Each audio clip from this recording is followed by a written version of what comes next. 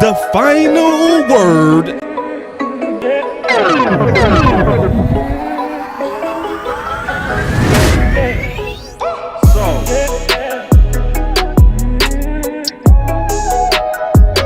Last week we started with a debate. The final word. Me and Law clearly won with ease. It was over Ezekiel Elliott. And now we got the OC in the building. You don't want none of this, guys. You don't want no parts of this. Ah. You don't want no parts of it.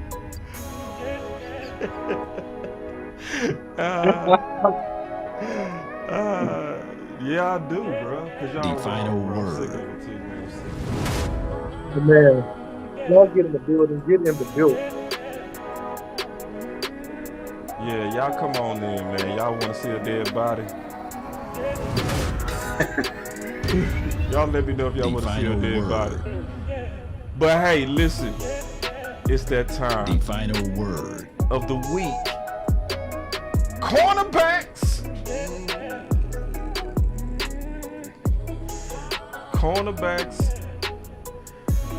So, this is going to be interesting today. So, as y'all know, we always start the final word. The final word. The final word. The final word. The final word. And then we go work on down to the draft. The final word. The final word. The final I can't word. Wait. J Tuck, what's your preliminary thoughts, my brother? About this draft class, man. It's going to be interesting. Ain't as sexy as last year, but we definitely want to talk about it. That's what I actually definitely agree with you. It kind of got a little bit of a... The final word. I don't know if Big feel me on this, but it got a little bit of a...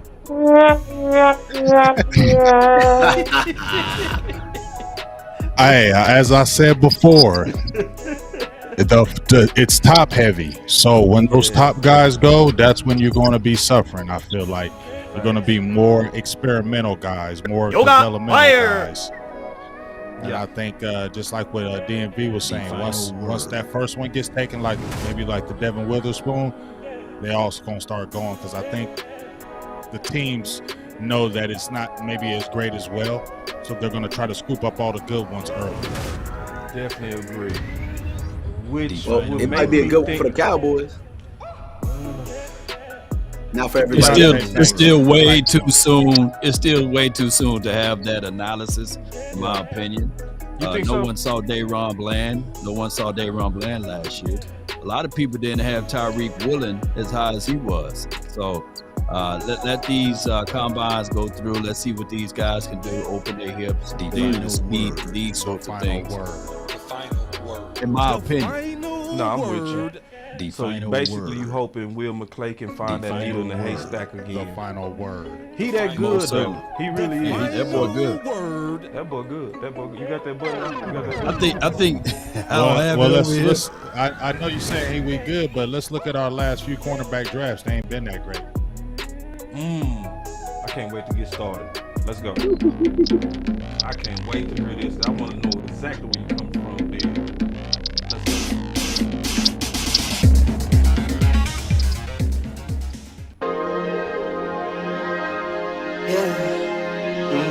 I just wanna run it up. Count a check or something. I've been really in the field, let up. Yeah. I've been really in the field, lot of rush, I love the feel. Lately, I just wanna run it up. Don't need no deals, I make the deal. Have to take it to. And if it was up to me, if it was up to little old me to make a pick, it would probably go a little something like this.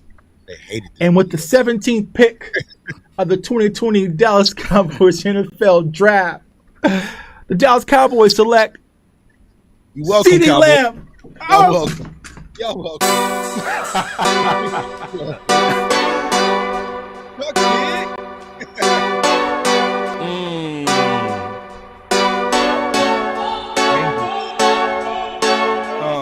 I will move down. The smart thing would be to move down, but the Cowboys historically don't. Boss could be a trade down here with Justin. We got to trade. We got to trade. We got to trade. I said this is the place to move We were just sitting here talking Justin Fields. I said it. Oh my This is God, the place to the to Eagles. move down. Go hard, or go home. Go hard, or go home. Go hard, or go home. Go hard, or go home. Touchdown like the end zone.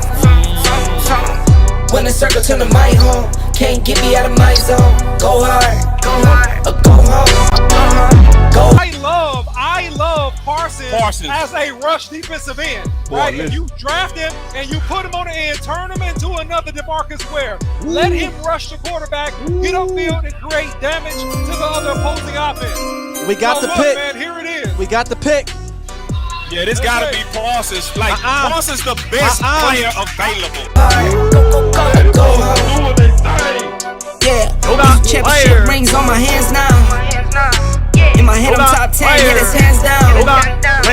You a squad, now you're looking man down. Funny how foes turn to friends now. So the Cowboys just selected Jake Ferguson with pick 129. Hey, I'm good. I love the pick. I love the player. I know that a lot of people will say that this is probably a reach. This is about where I had Jake Ferguson. Really solid player from Wisconsin. He can do all of it. He can block. He can run routes. He can actually make people miss in the open field. Have a race car like a target, and call filling up. I need product. Treat the business like a playground. I might slide on you. Do a backflip, cause I'm mad rich. I'm the definition of what that is. Go hard, or go home. Go hard, or go home. Go hard, or go home. Go hard, or go home. Touchdown like the end zone. Like an end zone. When the circle turn to my home, can't get me out of my zone. Go hard, or go home. Go hard, or go home. All right, let's go.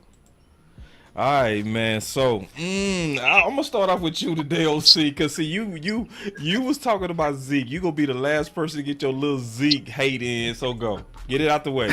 Get it out the way. Listen, this is not Zeke hate. This is Zeke factual. Zeke Elliott has had a tremendous career since he's been a Dallas Cowboy. He has had a trend toward a Hall of Fame career.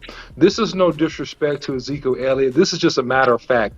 Every single running back has an expiration date. In other words, it's a day where they have peak performance and they reach a mountain, and since that time, they begin to go down. Ezekiel Elliott has not had devastating knee injuries, but he has had 2 significant knee injuries over the last 2 seasons.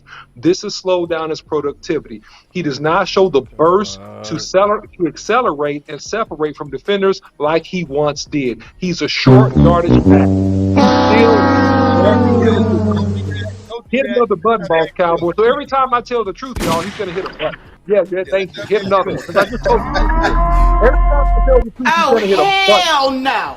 Wait a minute. Make yourself feel real good, because I am telling the truth. Ezekiel Elliott is a good finisher because he's physical inside of the 10-yard line. Ezekiel Elliott is not a running back in today's quick, speedy NFL that can separate, and his cap number is too high. Okay, it's simply too high for his productivity. He needs to take a much lower contract, or the Cowboys need to move on. Let me ask you this, though, OC. Let me ask you this. Is your assessment based on before or after the Lions game? My assessment is based on a composite of the last 2 years. It is not based on a game or a particular one-season scenario. If I look at Ezekiel Elliott's yards per carry, and yes, we can throw in things about telling me. We can throw a hit on the button as I tell the truth, Boss Cowboy. Make yourself feel good. But here's the deal. If you look at his productivity over the last couple of years, regardless of the amount of carries or what have you, his productivity has been on a decline. If you look at him physically on the eyeball test, he does not have the explosive twitch that he once had. It is significantly less. He's still strong. Before or after that Lions game, that explosive twitch, is you talking about? The explosive twitch still has diminished over the last 2 years. He was better before the knee injury. I know where you're getting that, Law. He was better, Right. but the twitch had still slowed down over the last couple of seasons. And when If you you look know at where that, you're getting at, why can't you just accept the facts if you know where you're getting at? No, I'm accepting that he was faster before the knee injury. Of course, yes, he was sick of quicker this. before the knee That's injury. all I wanted to know. Yeah, Yeah, he was. Good job, However, Law. Good job. However, over the last 2 seasons, the facts don't lie, Boss Cowboy. The data does not lie, and the eye in the sky does not lie. Right. And if you look at Ezekiel Elliott and his running style, his productivity, it has been on a significant decline since that time. He is no longer elusive in the hole. He is no longer able to separate and to explode for even 15-yard gains. He can't even explode like he used to for 15-yard gains. Oh, He gets hell no. He gets caught quickly. He gets game tackled. He's still strong as a lion, so he'll carry tackles. He'll run you over, and that's what makes him a great you gonna finisher. diminish that? Are you gonna really diminish that? You gonna diminish that? That's what you gonna diminish? I just told you he's a great finisher. I said it for the third time, Boss Cowboy. He's a great finisher on short yardage and inside of the 10-yard line. Outside of that, in between the 10 and the 10, he does not have high productivity. All right, good job though, man. Doug, did you have? And he's a great blocker too. Oh, y'all not gonna do it. Go ahead, Tuck. I know you want some. Get some And he more. got Tuck. 12 Get some more. touchdowns. Get Y'all was some trying more. to jump in the seat, man. So y'all were trying to compare his speed and his burst before the Lions game. So my question, Law, is who were you comparing his speed to? Are you comparing to other NFL running backs or? Well, without Zeke, I don't think we win that Cincinnati's game in week 2. Nope. Talk to him. 12. You keep on guessing that. Cincinnati. What was the final score? 20-17. What did Pollard do in Cincinnati, though? Yeah, Pollard did run, but hey, I'm talking about those first downs, those third and shorts, and those 3rd and 12. Hey, they put a swing pass to him. And I don't think that we get close to that New York Giants game, week 3, 23-16. Hey, Ezekiel Elliott, he did his job in that game too as well. Now, I look at it too. Pollard is great at what he do, but we can't diminish the 12 touchdowns. Look, there's only 3 other running backs that have more touchdowns than Ezekiel Elliott. Yes or no? So y'all saying all those great but prospects. he's getting the ball inside the 5-yard line. All those the prospects ball we did all that work 5 on last week can't get you 3rd and 1s? Maybe a few. Malik Davis can't get you a 3rd and 1?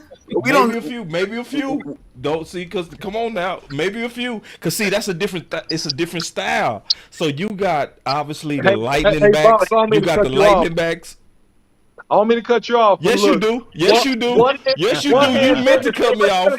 Yes, you did mean to cut me off. One hand bandit said this. Lord Bronson said he will be good in Philly because he needs a change of scenery. I'm sorry, that was funny. I had to say that. Go ahead. Okay, they've been talking about Zeke. Yeah. They want Oh, for real. They want Zeke now. See, they want Zeke. And so but Zeke been an Eagles killer though. It's going to be petty. I mean, you see what happened when they wanted DeMarco Murray too, right? Right. Yeah. I mean, most Eagles fans are Cowboy fans. You know, it didn't work. Look at Kevin Hart. You know, they already got Ezekiel Elliott's not going. If they went over, if Ezekiel Elliott went over to Philly, if Ezekiel Elliott, this is no hate. We always have to tell ourselves. The sad to me thing is, that anytime we say anything about Ezekiel Elliott, we got to apologize. Every time we say something about him, we got to apologize first. I'm sorry, Zeke. We don't mean to say this about you because you've been a great warrior.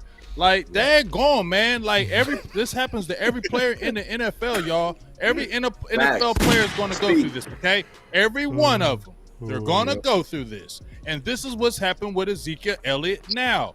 How long we going to – I said it last week. How long we going to hold on? Y'all say we need to re-sign him. For how long? I don't think they said re-sign. I think that they said that he need to take a cut, and I think that's take what a his. Cut. Well, how long do you? How much longer do you want to keep him here then? At least one more year.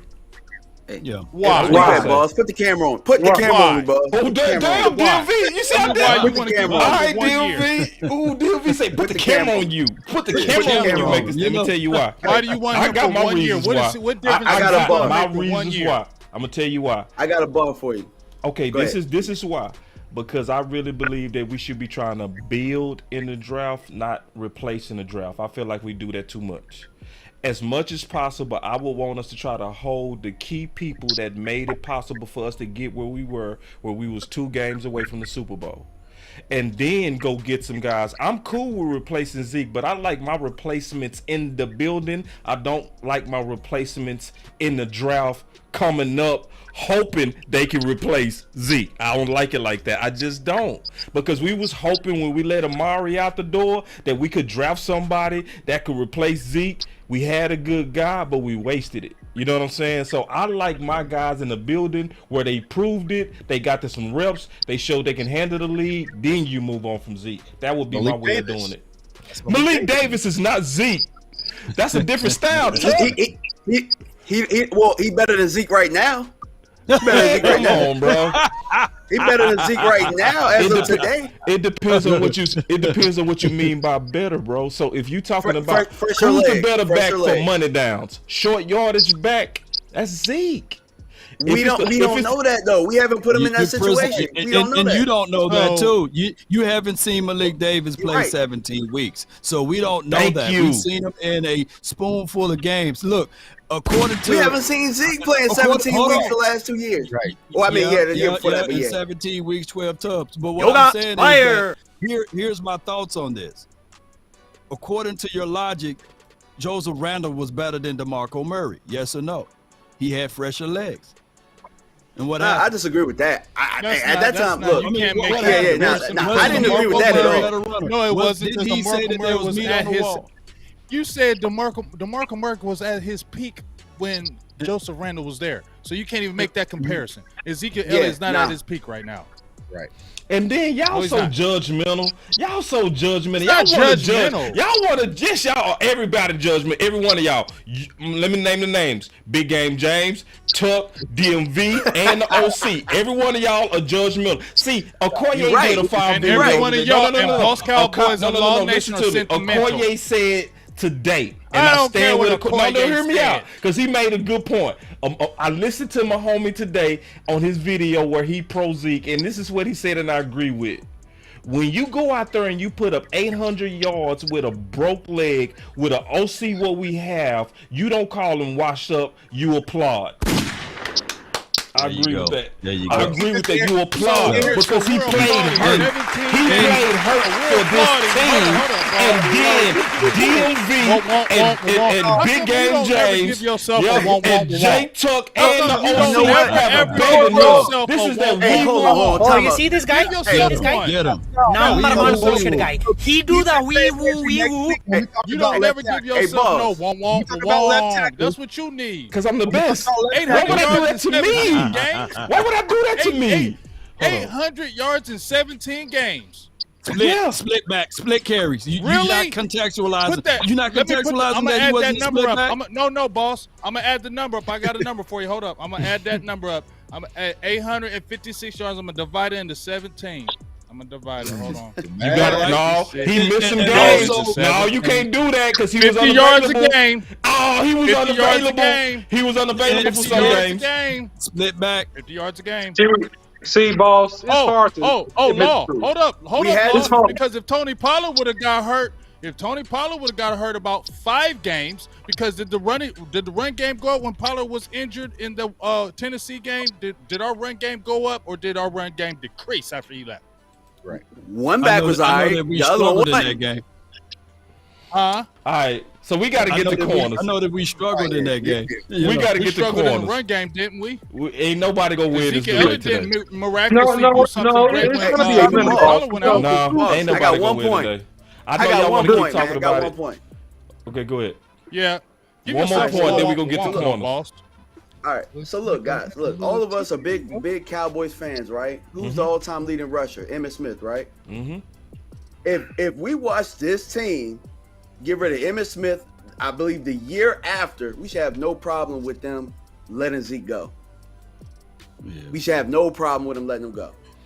There should be no wee-woo. Everybody wanted Troy Hambrick, too. Yeah, Troy was trash. I give you that. We didn't have. But not while he was playing. Not while he was playing. People were banging on tables. Put Troy Hambrick in. Right. But we got an opportunity to come up with a plan, though. Right now, we have a chance to come up with a plan. You got a wrong back. you got the wrong back, but it was still the right thing to do with removing Emmitt Smith. He wasn't going to do anything in Dallas. You got the wrong running back. But what if we get the wrong back? But it was again? the right thing to do. What if we get the wrong because back when Emmitt again? Smith went to the Cardinals, There's no guarantee we when Emmitt won't Smith get the went wrong to the back. Cardinals, boss, hold up. When Emmitt Smith went to the Cardinals, when they let him go, what did he do? Roy Williams put him out. He got close to a. Hold on. Get him one lost. season he got close to 1,000 he yards. didn't do nothing at Arizona. And one season he did get close to 1,000 yards, man.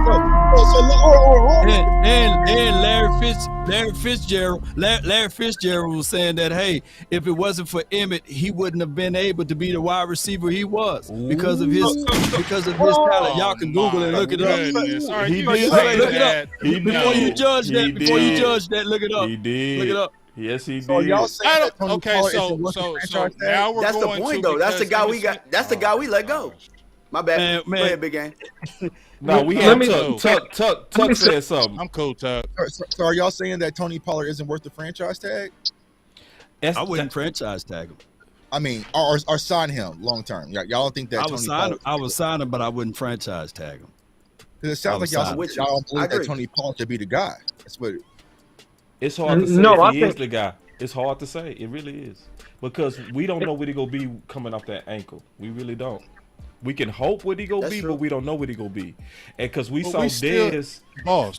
So we don't know what Tony Pollard's going to be two-pack coming off league, that though? ego, but we know what Zeke's going to be coming off the knee for 2 years in a row.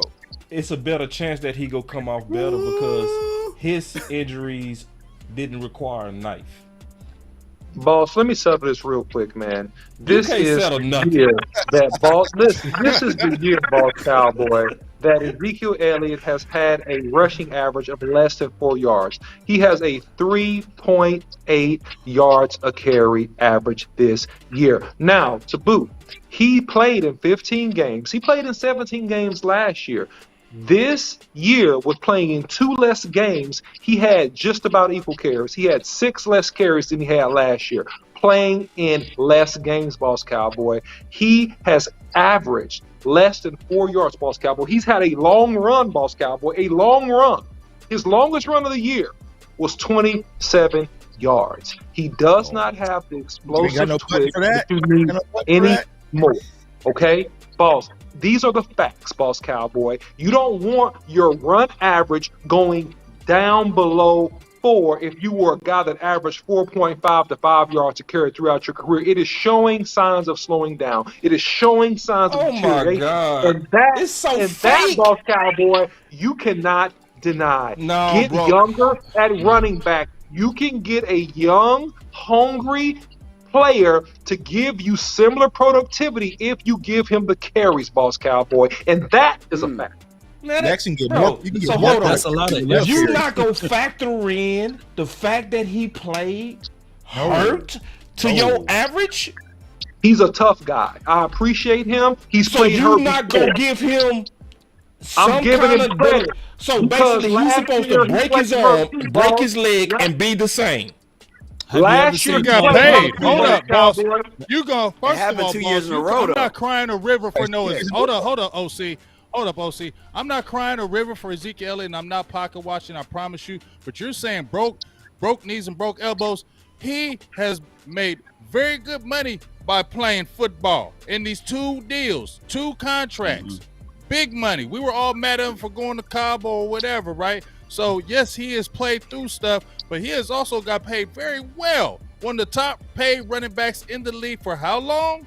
So it's not like he ain't been compensated for his work. Right. No, he been compensated. What I'm saying is, why we go say he's averaging less and don't factor in that he played hurt? Like, come on, bro.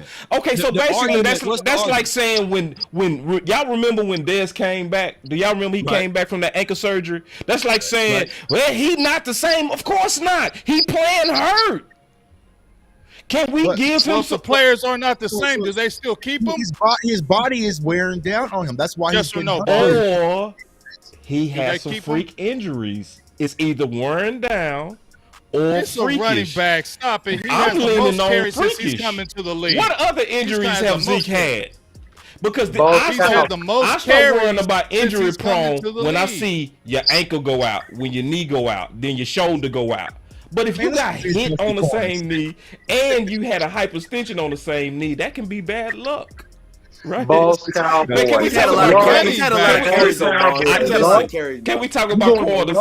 No, Let's you go going to to corners, mud? please. I don't want to talk about no Can we Zeke talk? Elliott no People more. want to hear the corners, Yes. so y'all want to fight. I don't want to talk about no you yes. want to hear Leave it that. alone. You want to wiggle I out of don't it. talk Man, Don't wiggle out of it. No, Man, y'all gonna make the show 30 hours. Elliott no more, dog. I don't want to talk I about gotta no Zeke listen, Elliott man. no more. I got something to do after this, man. Can we talk about the corners, please? Jesus Christ, I'm sick of it. Please, I'm done. Me too. You brought it up. All right, yeah. I wanted the OC to get his final word. You brought all this up.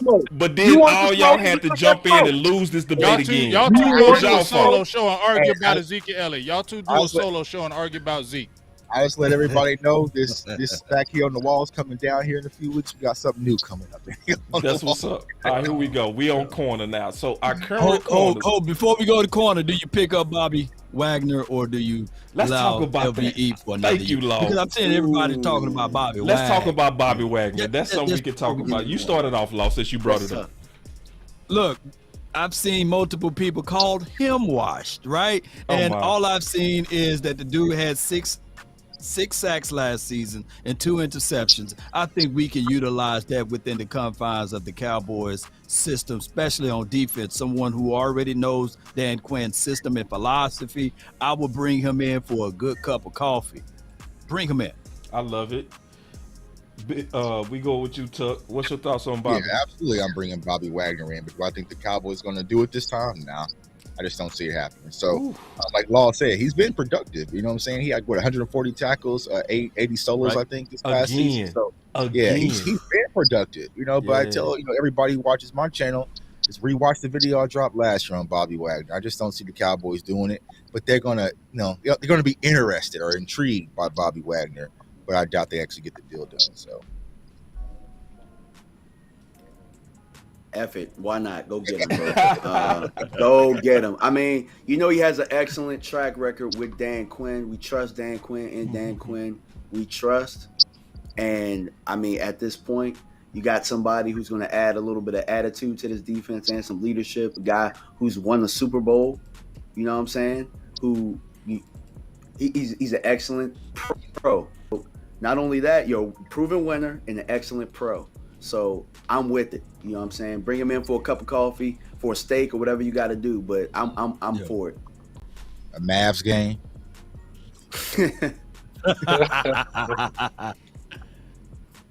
Big, it's on you. Yeah, I'm definitely with that. Especially, this is what I say, because Bobby Wagner made his money last year with the Rams, right? So he was holding on, wanting to get his pay. He got paid already, so maybe he doesn't go on the angle of money this time, because they're not going to come at that.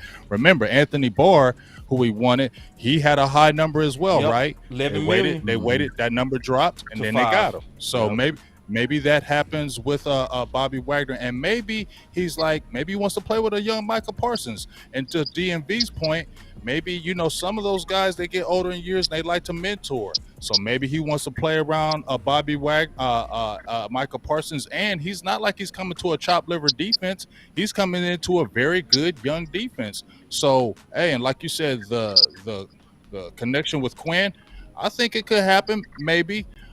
Because the fact that he already got paid with the Rams, and maybe that might help Dallas. The first time around, no, but maybe the second time around, it could happen. But I definitely would want it to happen, because he could definitely add to that linebacking core, especially the young guys in Damone Clark, Devin Harper, Jabril Cox. All those young guys could definitely use a guy like him in that linebacker room. Yeah, I think that Bobby Wagner helps this defense from a maturity and a play-making perspective. Do I think the Cowboys bring him in? I think they're biased towards high-profile, successful free agents. I don't think they bring him in. I think that they still will want him dirt cheap, and I don't think he'll go exactly league minimish. I think he'll be above league minimal. But I do think he could help our defense immensely. If they made that move, I think they're more likely to re-sign LVE than they are to bring in Bobby Wagner based upon their mode of operation. That's what I think. I think we got one chance of getting Bobby Wagner. Dan Quinn. That's it. And because Dan Quinn was in talks with him last year, right? Yeah.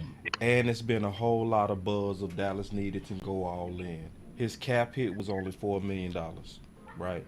Now we ain't talking about the dead money, but that would be a very all-in guy. The reason why, honestly, I still don't think they go do it, though, I'm gonna go ahead and copy off J Tuck's paper. It's because of LVE. I think we still got that our guys philosophy. I think we still treat outside free agents like bastards. So even though that would be the move to move us over, I don't think we go do it because we got these our guy philosophies. But if we was really serious, we wouldn't be hanging on the LVE. Because actually, in my opinion, he played good, but I think he'll be better as a weak side linebacker and bring Bobby in here to be your middle, right? Because that would be perfect where you getting the value of LVE as well as getting the increased value and linebacker value in Bobby Wagner. Clark will play your sound? Yeah, Clark would play my sound. That would be my He'll sound. be good to Sam. He'll be good to Sam. And I will still even rotate him every week just because I will be trying to maintain LVE's effectiveness. Because I think if you play him too much, he get injured.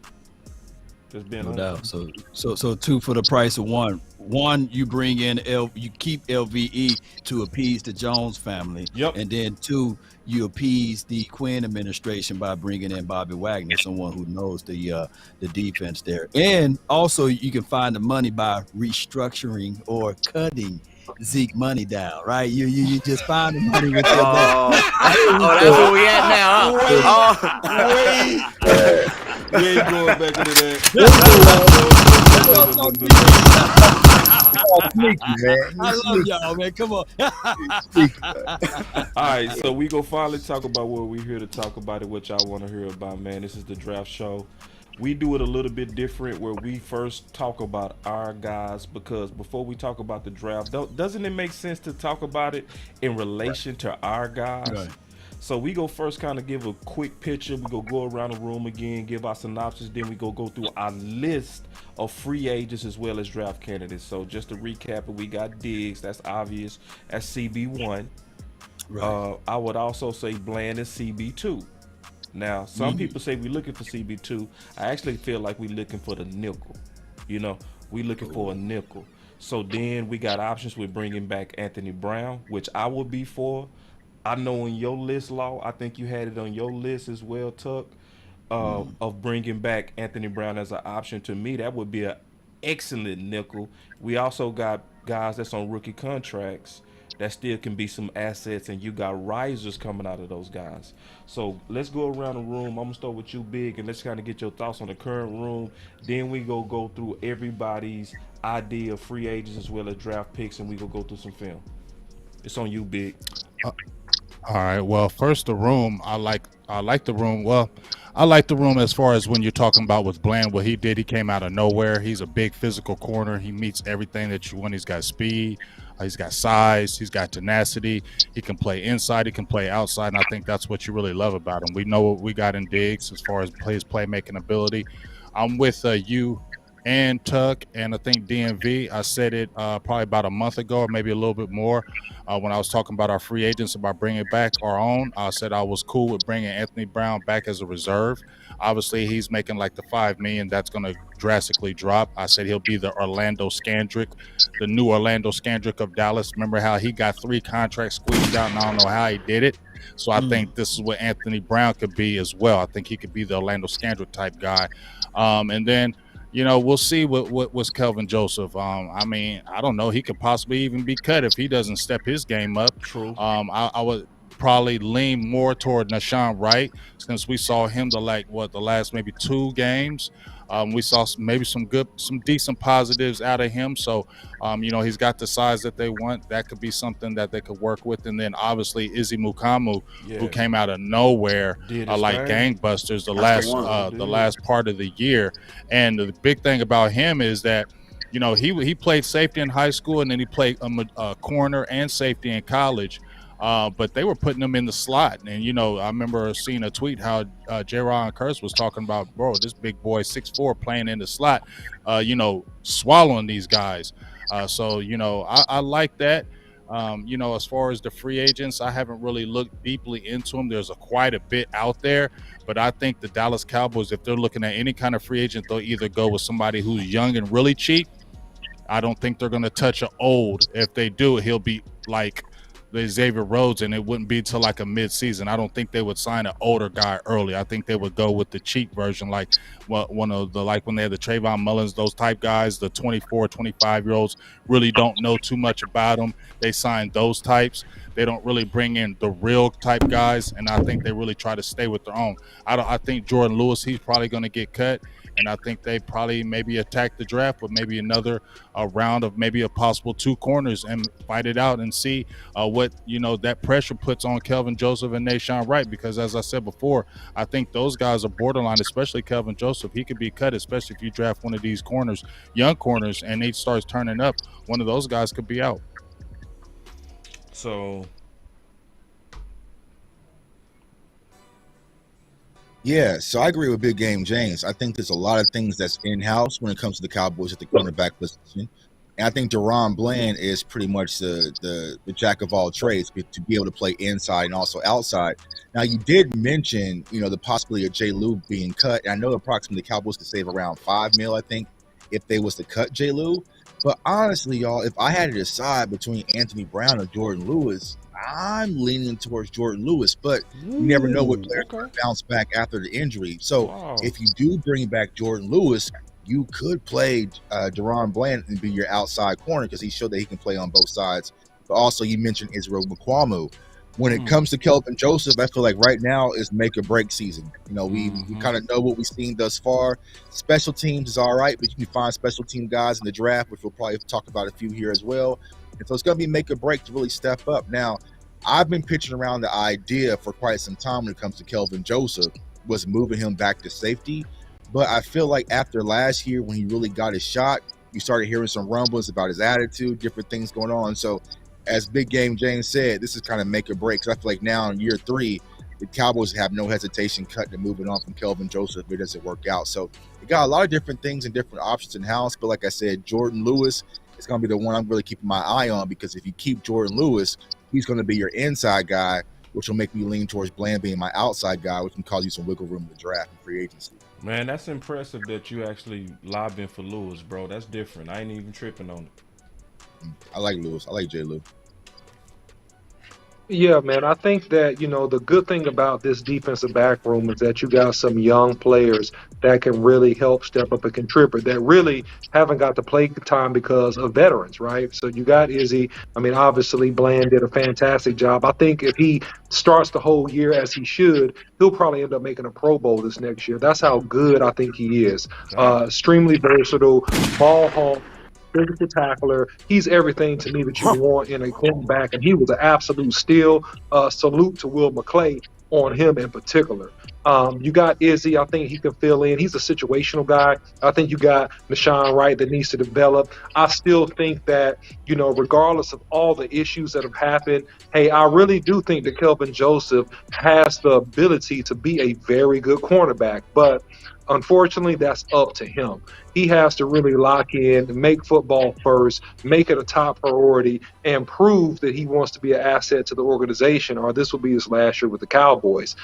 In my opinion, with Jay Lou, I think every dog has his day, and I'm a real good fan of him, but I think it's time to move on from him. I think you can get younger in the draft. I think you can pick up value in free agency. And also, I think with Brown, I'm scared about those Achilles injuries because I've been around players. I've seen people with them. I know that the Dallas Cowboys, they do a fantastic job with rehab.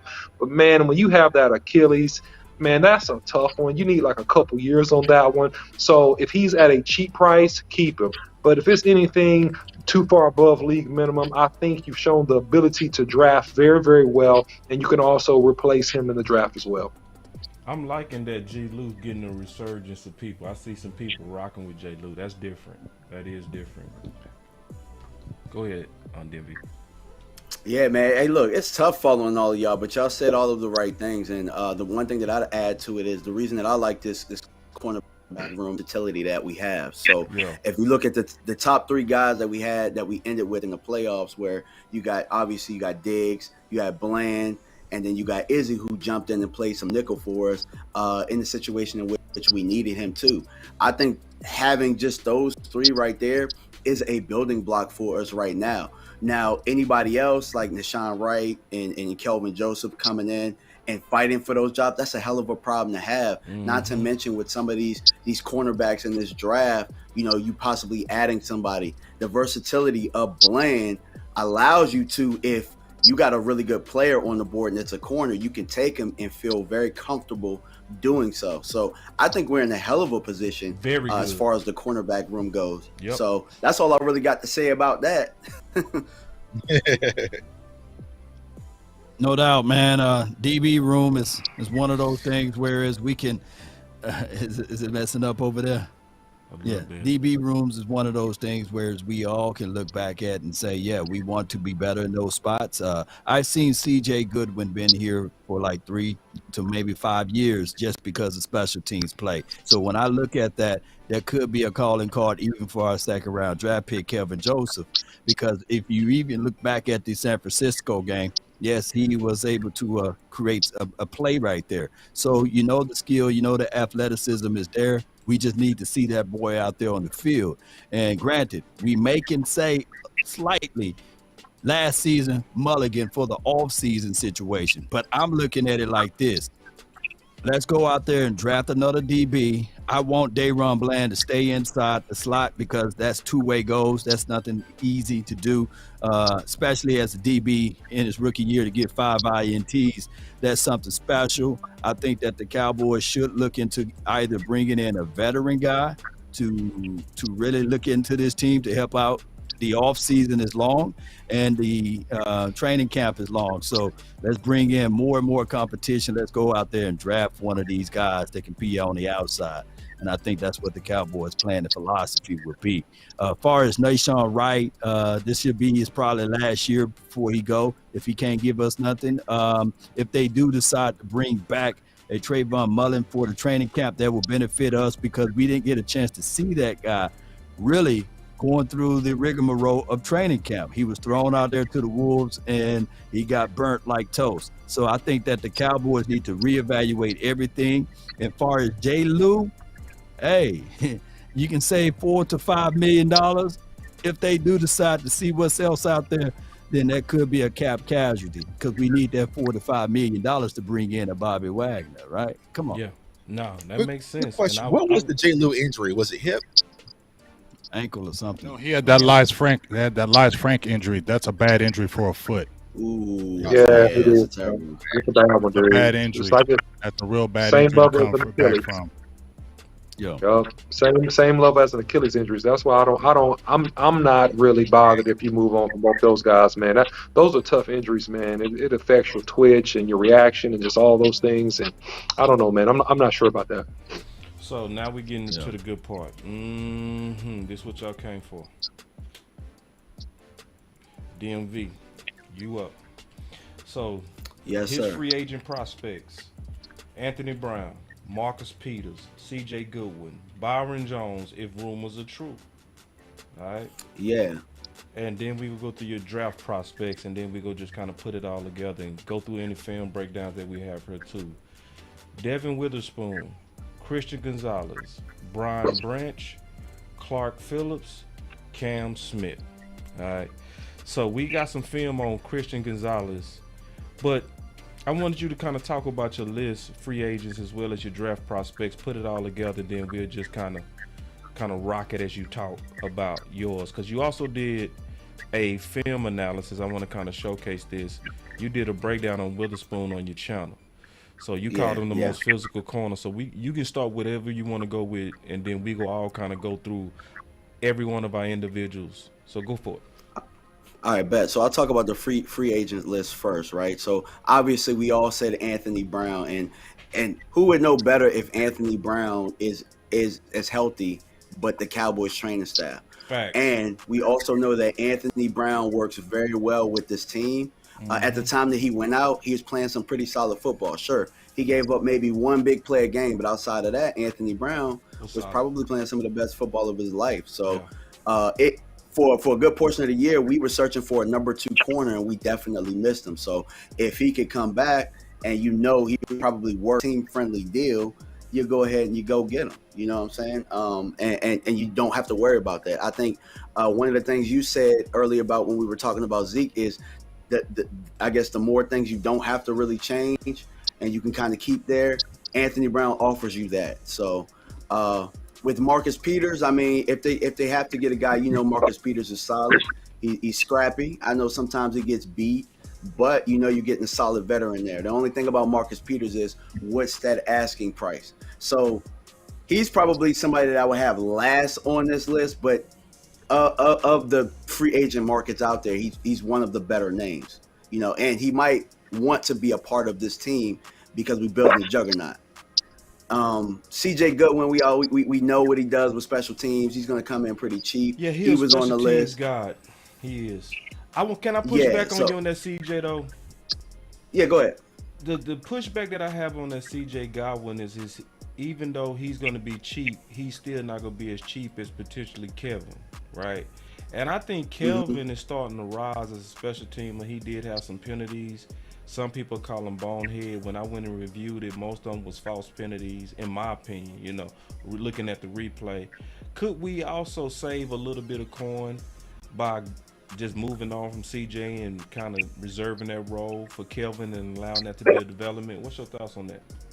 Well, I think it also depends because, if we're talking wish list, it doesn't necessarily mean that hey, let's sign them right away. Yeah. It might be where we get through camp and we might say, it ain't really working. Yeah, you know what I'm saying? Then you're able to sign him a little bit cheaper. So, I'm glad you asked that question because I was able to offer that perspective. Yeah, and then lastly, Byron Jones. There's rumors that the Dolphins could move on from him. Now, I look at it this way, right? Now, we'll say Byron Jones. He's not going to be the Byron Jones that we last had, obviously, right? But I look at him as a guy that's equal to what Anthony Brown could be for us, meaning but if they're on the open market, Anthony Brown, I think, would cost more. So you might be able to get Byron Jones, a guy like Byron Jones, for cheaper. And I think he would fit in for what we need. You know what I'm saying? So, just keep that in mind and keep that open if he is on the market. And I'm pretty sure he probably would come back to Dallas. He didn't leave on bad terms. He just got more money, Right. No, that's fair. I definitely feel you on that. So we got next on the list. Obviously, we got Tuck. So let me set it up, Tuck, man. I should have said elaborate. I needed. Hey, but we good. All right, I'm back now. So okay. Here we go. No, here we go. So, all right. So let's get paid. So J Tuck, we got you. And draft procs is another Devin Witherspoon. So that's 2 separate eyes. We don't talk before we send our list either, right? We got 2 people that's on Devin Witherspoon. Now Joey Porter's new. Emmanuel Force of Mississippi State. We got film on that. I want you to break that down. Christian Gonzalez, we got some film on that. We can break that down. Deontay Banks, we definitely want you to break down that film on that. And then your sleeper, we want to talk about that. All right. Then your free agents, you got Marcus Peters, Anthony Brown, Kyle Fuller, and Logan Fuller. So where you want to start, bro? It's your show right now. What you want to do? You want to go to the film? What you want to do? I'll quickly go into free agents real quick. So my first free agent would be Marcus Peters, and I dropped a video earlier after the season ended that there was kind of a connection with Trayvon Diggs and Marcus Peters where, Trayvon Diggs had posted on Instagram, I think, a picture of Coach Harris, and then Marcus Peters commented on it, and then Trayvon Diggs, I think he posted like the devil emoji, and then Marcus Peters did the shish emoji. So I was like, all right, is there something kind of looming with Marcus Peters and Trayvon Diggs? That was kind of odd. Anthony Brown, we always talked about. Kyle Fuller, and then Logan Ryan was the other guy. Kyle Fuller is a guy who's coming off an ACL injury. So I know the Cowboys sometimes like those guys coming off an injury. They can kind of, keep looming in the back pocket. and maybe get for cheap like in the middle of the season or something. I think his injury happened like week 1. So he only had one game last year. So, let him recover maybe mid-camp or, in the middle of the season. They could probably bring in Kyle Fuller or possible Logan Ryan. Now, it's the draft prospects, the fun part. So Devin Witherspoon out of Illinois. I think this is a lot of people's top prospect, but I'm going to be completely honest with y'all. When it comes to his corners, there's not a lot of separation. So Devin Witherspoon, 6'1", very feisty, very sticky, great cover corner. And when you watch Devin Witherspoon, like I said, DMV did a great breakdown on him today, but he can diagnose routes. He's very cerebral corner, can play well, play on the ball. He also plays on the outside and also in the slot, so he gives you that versatility. Now, my biggest concern when it comes to Witherspoon is that, one, he didn't play the game of football until his junior year of high school, and two, he only had one productive year at Illinois, which was his past season. So it's like, was it something he can continue to build off of? We do not know because he hasn't put it together for consistent years. So that's going to be a huge jump, especially if he's the number one corner off the board in the NFL draft. Joey Porter Jr., we are all familiar with his father, man. He was a dog that played, a linebacker for the Pittsburgh Steelers. This kid has that very same sentiment. He's dog, very aggressive, very physical. Now, the one thing when I did my breakdown on Joey Porter, that he can get a little handsy, grabby at times, was flagged a lot, especially downfield. And my biggest concern when it comes to Joey Porter, he's not a freakish athlete. He gets stacked a lot. And does he have the makeup speed to really play against those twitchy wide receivers? So can you explain stack? Just explain that real quick. So I'm trying to see, was that the clip on? So sometimes, like when I can rewind it too, bro. Whatever you need me to do. I'm trying to see if he was up top or up bottom. So it's pretty much when the wide receiver gets over the top of the corner.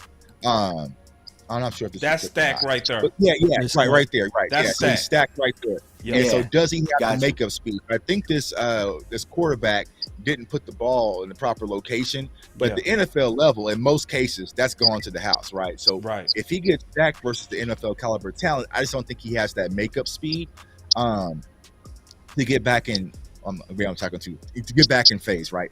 But when it comes to Joey Porter Jr., like I said, he has the talent, he has the mentality. He'll come down and tackle, but there's still a lot of cleanup when it comes to his game. Like those routers, he's really going to struggle with, because especially in press coverage, he really doesn't get his hands up and really in sync. So, but if you get a coach that can coach him on his technique, there's a lot of solid foundation for Joey Porter Jr. Emmanuel Forbes, I think I sent you the tape on him. Yeah, I got it. So we talked about Trayvon Diggs. Yeah, there you go. Yeah, don't listen to Law. Law might be a little bit biased. Don't trust Law. Nothing with Mississippi on it, man. Oh, I like him. Yeah. It's that pick six right here. Yeah, that pick six right there. Yeah. I don't think is it the pick six? He's a runner. He's a track star. Yeah. We talked about Trayvon Diggs and also Jerron Bland, but they're able to turn over the ball. Like Emmanuel Forbes, he's a ball hawk. He led the college football in interceptions with 13 interceptions in his career. 20% completion percentage in the man, so he can cover a man. It tracks the corners, like if he was to battle against like a Michael Gallup or a Mike Evans, those types of wide receivers, would he struggle? So I think he can put on some more mass, but he has all the intangibles. Like I said, he has a good sense for the ball, and I like what I saw from Emmanuel Forbes. So he might be a name, and another name I'll talk about here in a second, that if he's able to slide up, he can push some of these other corners back to 26, where the Cowboys are going to have that conversation. The next prospect, Christian Gonzalez out of Oregon. I will say that Christian Gonzalez, pound for pound, is the most talented cornerback in this year's class. Versatile. Yeah, he's very smooth, outside, inside guy. He can play press coverage, zone, great instincts, fluid. It's just the mentality, right? I just don't see that cornerback, I'm that guy, soft. Right? And Boss, he don't tackle that well. He don't tackle that well to me. He's soft. You know what I'm saying? He's soft. All right. You know what I'm saying? And he reminds me of... He a pretty boy. He a pretty boy. He reminds me of a lot from Tennessee. Exactly. Caleb Farley, right. That's exactly what I'm going to say. Caleb Farley, like he has all the athletic ability, but you just didn't see him wanting to be that guy. But if you could inject, like if I could take some of that boss man and just inject that into Christian Gonzalez, you have the perfect prospect. So that's my one knock when it comes to Christian Gonzalez. But he has all the talent. He can do a lot of different things. Deontay Banks from Maryland, a name you're hearing starting to jump. That's my guy. Like, there you go. So Big Game James already on it, right? So his name's starting to buzz. Great height, great recovery speed. He's primarily just the outside guy, but he's a 6'2", large corner. And here's the thing. I know Dan Quinn likes the height, right? But we really haven't been showing that we've been playing a lot of press, right? A lot of press coverage in that cover 3 that was kind of we saw in Seattle. But when it comes to Deontay Banks, man, he has the full skill set. And I think once a lot of teams and scouts see him at the combine, I think his name is going to jump. And last but not least, man, he's actually one of my favorite prospects at corner. And I've been telling Cowboys Nation, we made this mistake, with my guy Asante Samuel Jr., but Travius Hodges-Tomlinson out of TCU. Great skill corner, coverage, very sticky, closing speed. He was one of the top coverage corners in college football. Only had he had 21 incomplete passes in coverage. Like, he can do a lot of different things, can come downhill and tackle. Very feisty, has the bloodlines of LaDainian Tomlinson running through his veins. So I like what I see from Travis Hodges-Tomlinson. The only knock on him, he's only 5'9", can't really high point the ball, gets those tall wide receivers. But if you're able to add him maybe day 2 or day 3, and then that gives you a little bit of flexibility, especially at that slot position. If you move on from a Jordan Lewis, you can maybe plug him in the inside and also have Blaine on the outside. So those are my key prospects when it comes to the NFL draft. Yeah, so I'm glad you talk about it. I might need you to elaborate on something real quick, Tuck. Okay. Especially because you raising a good point about Hodges being 5'9". But we talked about this earlier. I want you to elaborate on it. We really looking for the nickel. We not looking for the number 2. Right? Yeah. So it's so that's where you might be making all kind of sense, but I need you to kind of talk about that a little bit. Right. So I feel like Hodges, you can plug him in the slot and he can play the nickel. Now, I know a lot of people say he primarily played on the outside at TCU, but even just with that size and how fluid he is, he can definitely play on the inside the NFL level. So I'm definitely not concerned. But if you do need to rotate him and play him on the outside, I feel like he can do it as well.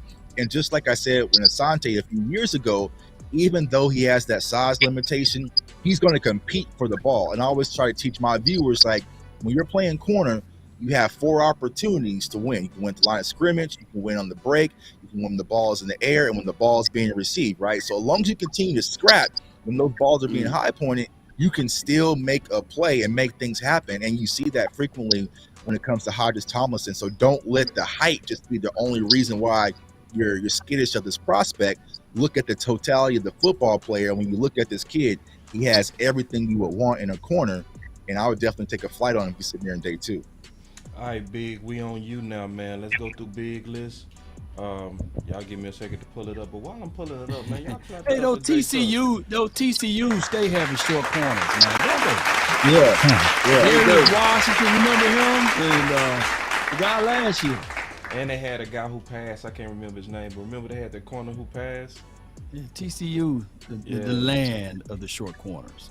Yeah, they had Darius Washington. See, I need the practice film of him going against Quentin Johnson every day at practice to see what that looked like, getting high pointed.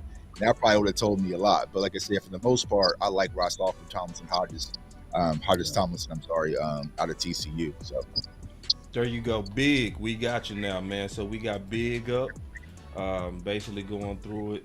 So far, everybody at peace. No fights. It's world peace. I was going to ask my guy why he left Cam Smith off, but go ahead, though. Go ahead, Big Game. Oh, yeah, that's a good question. Go ahead. Go ahead. Why you leave Cam Smith off? Cam.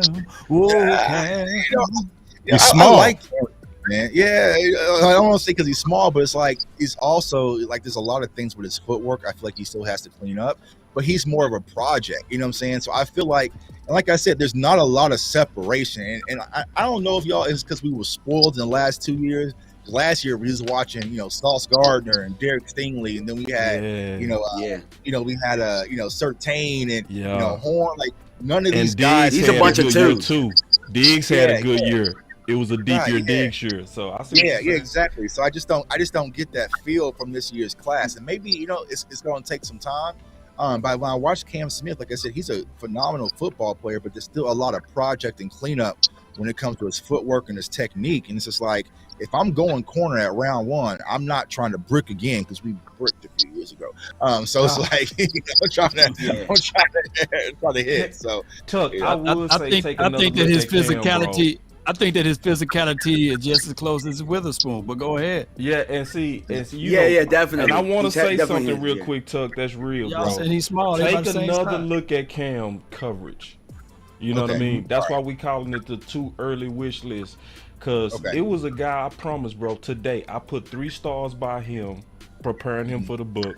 I went back and watched some more film. I took that dude out my book. Just go look at a second time, because I see great coverage with Cam, but I see bad tackling. That's what I see. Yeah, he's a terrible tackler. But go ahead. I don't want to mess up. He a wild child for real. He wild child. Yeah, but he get there. But he got willingness to get there though. Willingness to get there, but terrible at it. Like, I'm there, but I don't know what to do with it. But go ahead. And we definitely not saying whenever people say that, because you go see that every now and then. Somebody go say that to my list. Somebody go say, boss, go take another look at it. What we saying is, because we all got to be honest, we can only watch so much film, right? So if you watch 2 games on somebody, you might need to watch a whole nother 2 games. You know what I'm saying? Yeah. Sometimes you might just call them on the wrong day. So. Yeah. But Big, we got your list up, bro. Big, your mic working? All right. Yeah. Can you hear me? Yeah. Okay. All right. So while you're pulling them up, do you want me to do just the players? Do you want me to do the prospects, or do you want me to do any free agents? Because I really didn't. No, go with your draft picks. Go with your draft picks. Okay, because I really didn't go hard with free agency. I didn't really go hard. And by the way, I love your list too. By the way, I like that list. I do like Eli. your list. I like Tuck list too. I like your list. I knock. I can't wait till this you list, get to actually. Bennett down there. I can't wait to hear your thoughts on Bennett, man. But go ahead, Big Gay. I like it. Well, let me jump right in there. Obviously, we talked about Christian Gonzalez, and I'm just bouncing off what Tuck said, and we talked about this prior. Me, Boss, and Law did when I mentioned him. The first thing we all said, pretty boy. I mean, he is a pretty boy. The way he plays is a pretty boy, and this is a perfect game that you're showing right here, Boss, because there was some other games. I cannot remember the exact team they were playing. I think one was Stanford, somebody else, but it was like he was more physical in those games. But when he played against a Georgia team that had those athletes and those players that could really get at him, you could see him he wasn't really aggressive in that game. Not in my opinion. It was kind of like that competition kind of pushed him away from that. And I think that's where what Tuck was talking about, does he have the dog in him? Because when you're playing a team like Georgia, them is all dogs, right? This is your time for you to say, I'm a dog too, and I'm going to show you I'm a dog.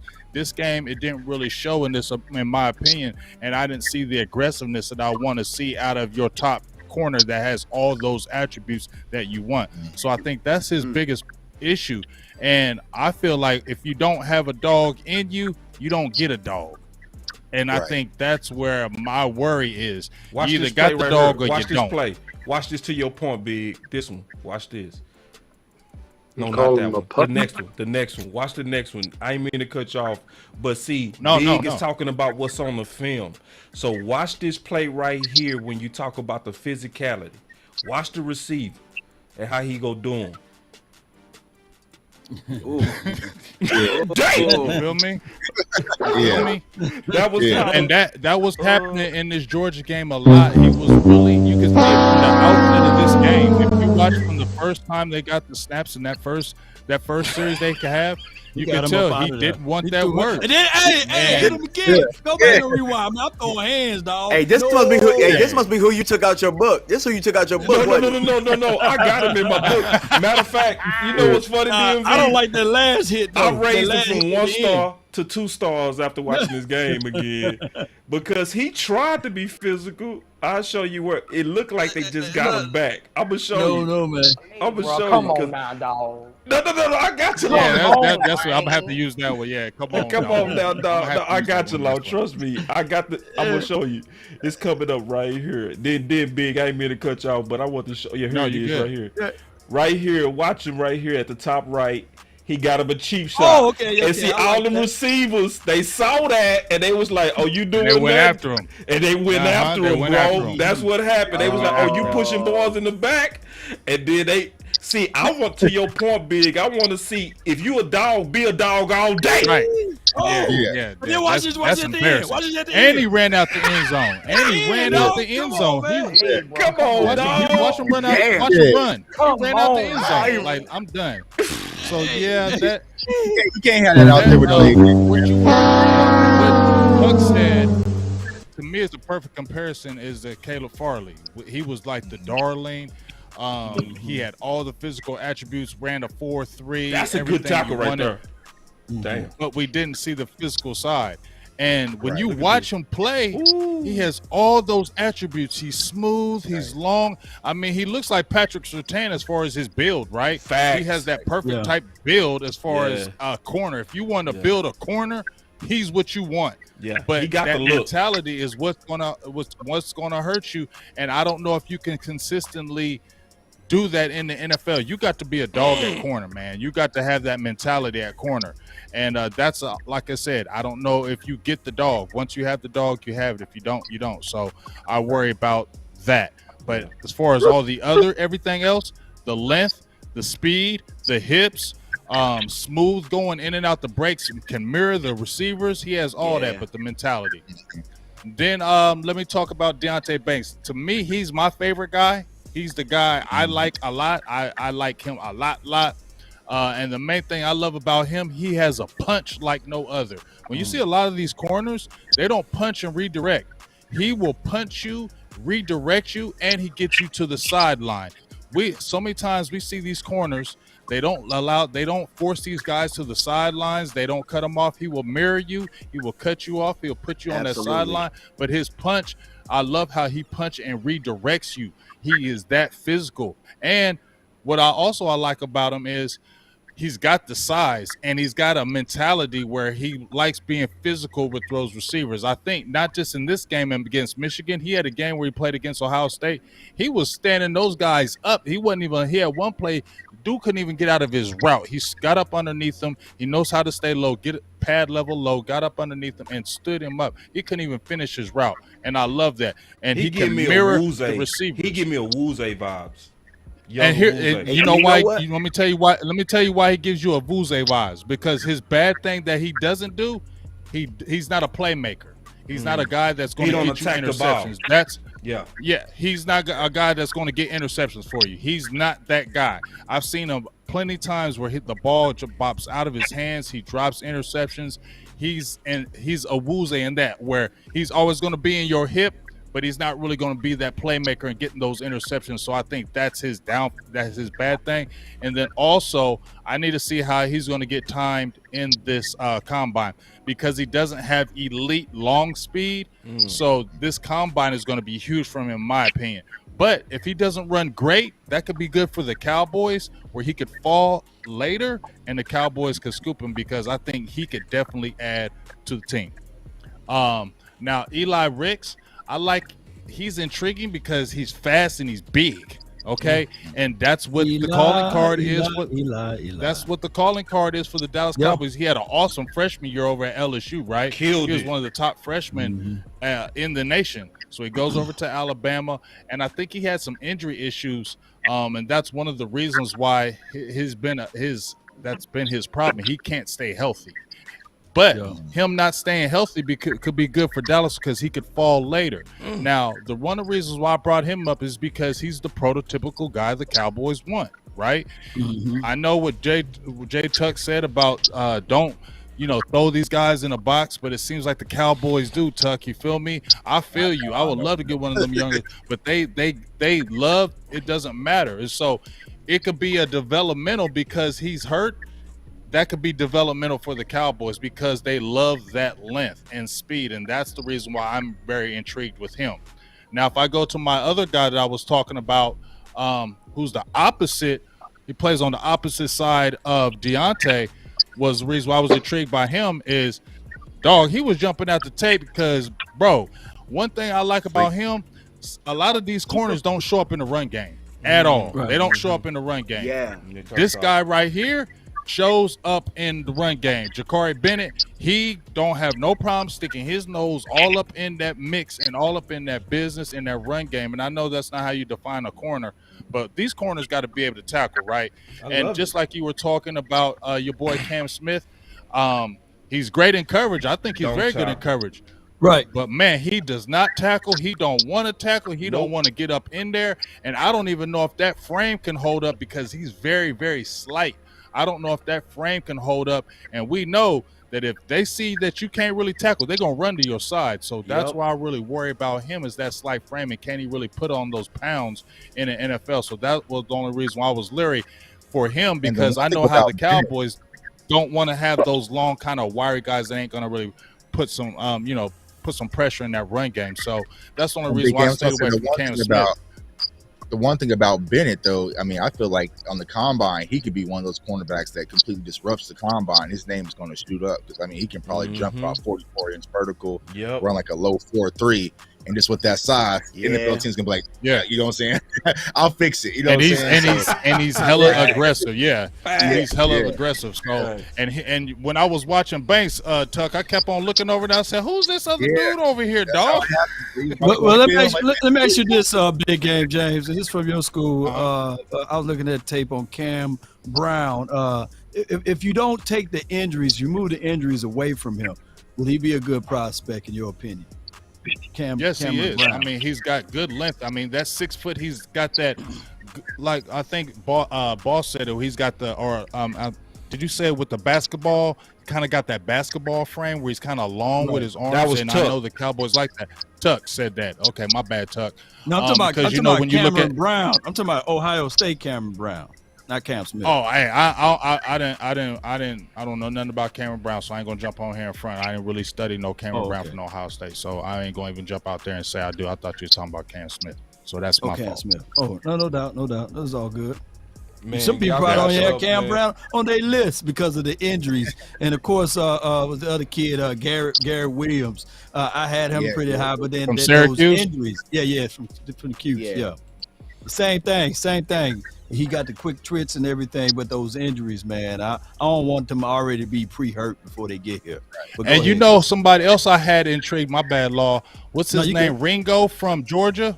That's who he's I got another guy that we got him. He's another guy that I'm intrigued by because he was a darling early and then he kind of fell off like the map. And nobody's really talking about him. That's a big boy, man. But that's 6'2", though. That's a big dude. Like he's a legit dude. Like there ain't no line about his size. You feel me? Shout out to Jay Tuck for all his size, film and work. He has the speed. For real. Shout out to Jay Tuck for all his film work, man. Yeah, these shout are all out to 22s, bro. It's all crispy too. Jay Tuck. Yeah, so all these guys that Ringo and it's already. Oh, I actually did this one. My fault. I did this one. My bad. I forgot I did Ringo. I'm getting confused, Tuck. I don't know what you do versus what I do no more, bro. I'm sorry. Family project. Yeah, I was gonna say also another name you toss out there is Julius Brents from Kansas State that has that size, that kind of Dan Quinn lights like Israel Nkwamu, so he can kind of play a little inside safety a little bit as well. So Julius, I think when it comes let me write that name down, man. What's his name? Yeah, but you gotta be worried. Brents. I'm gonna let you finish about Julius Brents, but I got some notes on him, bro. Man, talk about it, man. No. Let's Y'all fight it out. We like fighting. Yeah, we like fighting, bro. Don't be nice up in this motherfucker. Hey, that dog 6'5", man. Let's go, man. No, pull out the gloves on him right now. Let's go. I'm waiting on the fight. It's too friendly up in this muck. Hey, I ain't about to fight over that, that TCU tape. Quentin Johnson ripped that man a new one like twice. Like Johnson did that to a lot of people. He did. That he did. That dude's 6'5". He reminds me of Cortland Finnegan. He reminds me of Cortland Finnegan a little bit. I can see that. Oh, Y'all know the Cowboys like to be the Dallas Mavericks, so they want 6'5", 6'7", 6'8". The 6'5" quarterback. Yeah. But I'm saying he can play a little inside safety as well. So it's like that's an kind of Okay, he's gonna be more of a safety prospect. It's that Marquise Bell, that Israel McQuamu type of mold that they like. Cowboys got a tight. All right, so we got the they do for everything. We got the OC. Hey, when O-line week comes, you can't even push OC. Yeah, you ain't gonna be able to take that Yeah. So OC, man, Big Game James, and the homie Jay Tuck did they thing. OC, I don't know, man. You're an offensive lineman, bro. Getting ready to talk corner. I don't want to see no. You know what I'm saying? But see, no, shout out to the OC. The OC is a dog, bro. I just gotta push you a little bit before. But now you follow with some big dogs right now. They went hard. Can you keep up, OC? That's the question, brother. Hey, man, look, man, I'm a football person, man. So you ain't got any slides for me, man. Okay, you see how you do the OC? Don't even get no slides. What about slides and the bullet points, man? I got you, bro. I got you. Hey, dog, you set up, bro. We got you. We got your yellow skin already queued up, man. We got you all nice and fresh bald head with the goatee. See, you done cut off the goatee. LL Cool J is hard as hell. Hey, look at this is the OC without the goatee. That's the LL Cool J right there. Look at the smile. Look, that's the OC with the goatee. Christian Gonzalez, man. See, I treat OC like Christian Gonzalez, man. Yeah, man. So OC. So damn, Devin Witherspoon again. Yeah. Man, y'all like y'all some Devin Witherspoon. He ain't even on my list. So that's why I ain't put him in there. You know what this says to me? Boss, you need to go take another look. I'm just keeping it real because he ain't on my guide. And I looked at him and I probably missed him. You know what I'm saying? No, he's just keeping it real. Just keeping it real. I'm just keeping it real, bro. I want to ask y'all though, before at OC goes with that, before I'm gonna take another you had look. it in there too. You had it in there too, DMV. Reason why I put him in there because I don't think Dallas gonna get him. So that's why I'm like, why do a film on him when Dallas probably ain't gonna get him? Just don't watch that. Don't watch that. What's name game though? The Michigan game. Don't watch the Michigan. I probably watched the Michigan game because see, I look at certain games and I be like, I'm not putting you in the Boss Cowboy guide. And that's the thing. And if you caught some film from last year, like in 2021, you're gonna be like, oh hell no. You know what I'm saying? So like that's the problem with him. Is just like he had this one magical season where he was just on, and it's just like, is that going to be enough to cover it? But like I said, I think he'll probably end up in Philly, which I'm okay with. Hey, I'm gonna cheat off y'all notes. I'm gonna cheat off y'all notes when the show over with. I'm gonna need y'all to refer me to the games to go look at. All right, bet. Okay, no doubt. All right, so you got Devin Witherspoon, OC, and you got Cam Smith, Joey Porter, Eli Ricks, Christian Gonzalez. I love your list too. And then your free agents, you ain't got none, but that's cool. So let's rock with it. No, man.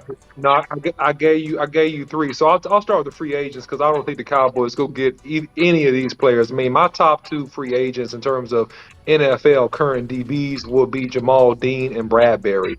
I think those are probably the two best available corners out there, in my opinion. It would be great if the Cowboys spent money in free agency like that, but I don't think they will. So let's move on to the draft picks. Let's go. Devon Witherspoon, I think he's a physical corner, man. He's a sticky guy. He's a doggish type guy. And I like the fact that he is just very, very in the hip. You know, when you deal with him with most of the film that I saw. Yeah. Now, the thing about him that I noticed, he doesn't have great hands, in my opinion, but he's still very aggressive. He's very, very sticky. And overall, he's been consistent this year. Now, he's not per se my number one guy. I just gave you the list. Moving on, Joey Porter. Joey Porter is a football player. When I see him, I see football player.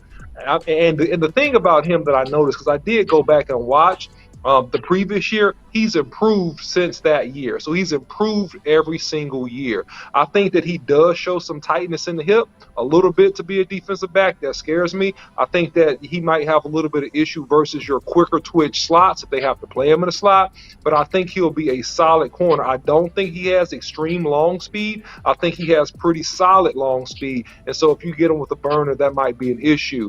Number three, a guy that I'm really excited about that I think might be slightly underrated because of the tackling is Cam Smith. Cam Smith is a long, good athlete. And actually, when you look at his stats, he leads the entire nation in terms of QB rating when he's targeting. So he doesn't give up many passes when people are targeting him. And so I think he has good playmaking ability. I think he's raw. I think that he's a guy that you do got to kind of train up and coach up. But if you're able to do that, you have a really high Southern type, really, really good athlete, man. Really, really good athlete. And so I think that he'll be a value for somebody. Emmanuel Forbes, he has ball skills. He has length. The thing that I noticed when I watched his film is that I saw him kind of being avoided a little bit by quarterbacks. So I think he would have had a lot more interceptions, a lot more action had he got targeted more. I didn't see him getting targeted a whole lot when I watched Emmanuel Forbes' film. And my sleeper but not sleeper would be Eli Ricks. That's actually my kinfolk. That's my cousin. So I think that he is a guy that is long, he's tall, he has ball skills. He's extremely versatile. He can play corner. He can play slot. He can even play safety. So he's a guy that had he not had the injuries and had a little bit of trouble at Alabama, I think that he's probably a top 10 type guy had he played a full year, especially with his product too. I think he's a top 10 type guy. Yes, I do. Yes, I do. I'm not taking that. Is that home skillet going on? No, or that's just what it is? is? I agree. I was just giving him Who did he say was top 10? Ricks. I'm telling you, and I'm telling you why. Look at his productivity, okay, at LSU his freshman year, and even look at his productivity in limited snaps that he's had this particular season, right? He only played, I believe, in 4 games. He's very, very good.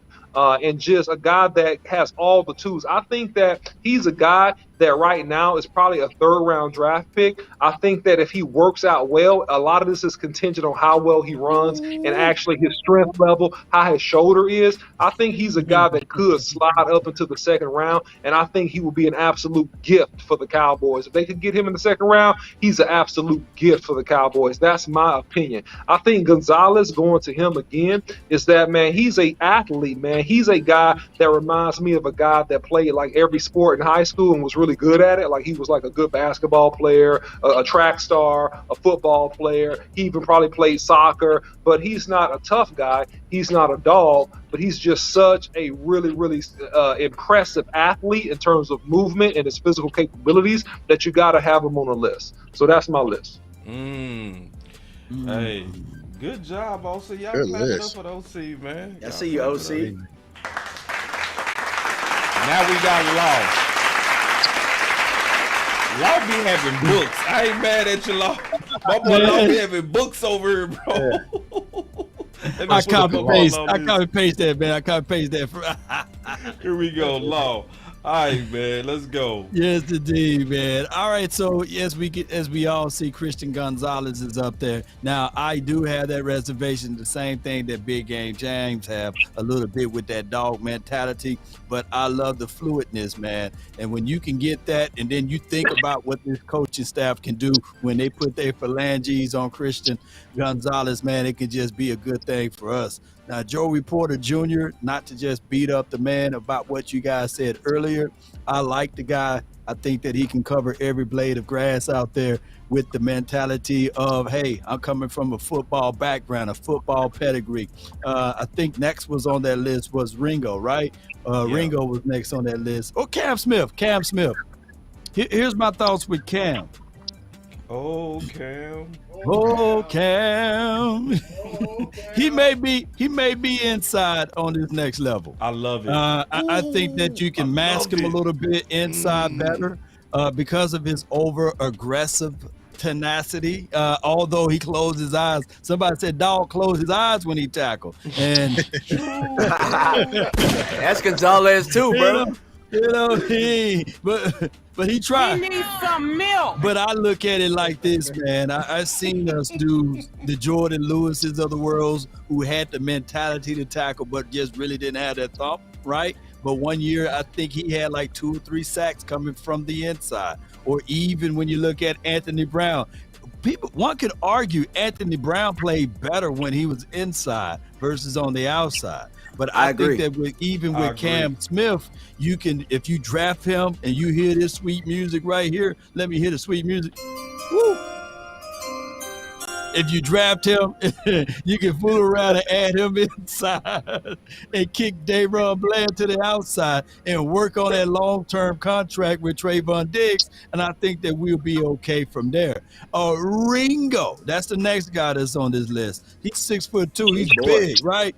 He's boxy. He don't have the best turn or stop, and go type of stuff. Agreed. But when you have a guy, by his size, you just know for sure he got the speed and he's playing zone cover defense. I think that he will fit well within the confines of cover 3, and we can really now see true cover 3 defense out of Dan Quinn and none of this hybrid look that he brings to the table. You got somebody with size, you got somebody with physicality, and you got somebody with speed that you can leave on the outside. I wouldn't even experiment with Ringo inside at all because of his boxy frame and how he can't turn or what have you. What you say, Law? Well, Law, I was going to ask you a question, Law. On them hips.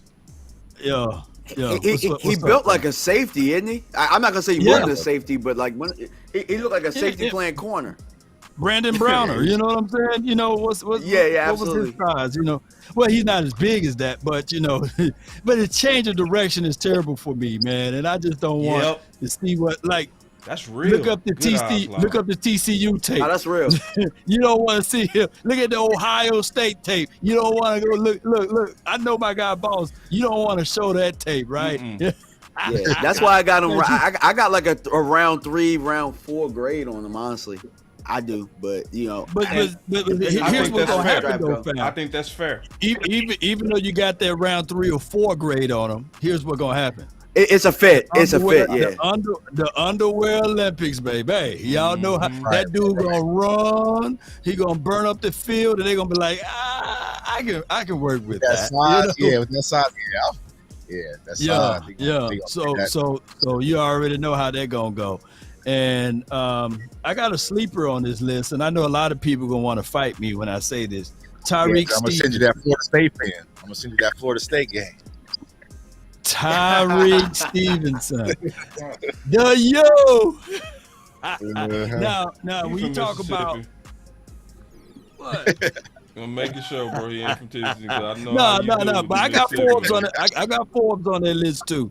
I got Emmanuel Forbes on that list too, though. But Tyreek Stevenson. The reason why I'm saying him, he's another big outside corner that fit well in a cover 3 scheme. I look at what his size. I think that accuracy is wrong. I think I've seen things like he's like 215. You look at his tape, he's a little bit bigger than that. 6 foot. I think he's like more 6'1", 215-ish. He's a big boy, and he was at the Senior Bowl. I like what he can do as far as playing on the outside a little bit. He got strong hands, and I think that when this particular team get their hands on him, Tyreek Stevenson may be a guy. But he don't have the fastest of the feet, nor the numbers and stats that people like to see out of there. Yeah, and so now we need to go to your free agent list, Law?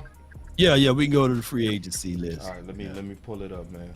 I appreciate y'all, man, so much, man. But hey, Emmanuel Forbes might be the best DB out of this class. If Eli Ricks can be top 10, according to the Emmanuel Forbes, man, come on. Eli Ricks is the ball. He is. This draft is full of number 2s. Draft is full of number 2s. No real number 1s. You know what I'm saying? Like these are complimentary. Eli Ricks the number 1. Man, look. He said don't throw it. I can see that. Deontay Banks is the number 1. I can see that too. Trying to tell you, if he runs that combine good, I'm telling you, it's gonna change a lot about him because he's got to run. I've been reading like 4.5. I've been reading like he's like a 4.5. He's not a long, like you can get deep on him. He's not a guy but he's in that hip, that hand punching. That hand is that I'm telling you. Stevenson got some of that too, though. Stevenson got some of that too. If you remember, after the show, could you send me the game where I can see that punch? Oh yes, I definitely will. All right, I'll remind you. All right, we got your free agents. Banks is the one that pushes those corners to the back. What'd you say? Hold on. I'm sorry, Law. What'd you say, Tuck? was gonna say, I feel like Banks is gonna be the one that's gonna push a lot of those corners that we talked about, like the Joey Porters, the Christian Gonzalez, to the back to where the Cowboys might be in range to get one of those corners if that's what they're thinking in the first round. So, real quick, before you go on these free agents, Law, can y'all clap it up for the draft team? I think my. Can you clap I think it my up? computer went bad. Can y'all hear me? Yeah, I can hear you, Law. Yeah, we hear you. You good. I just want to clap it up because, man, you guys are very impressive. Very impressive, especially talking about cornerback. Y'all guys are killing it. You know what I'm saying?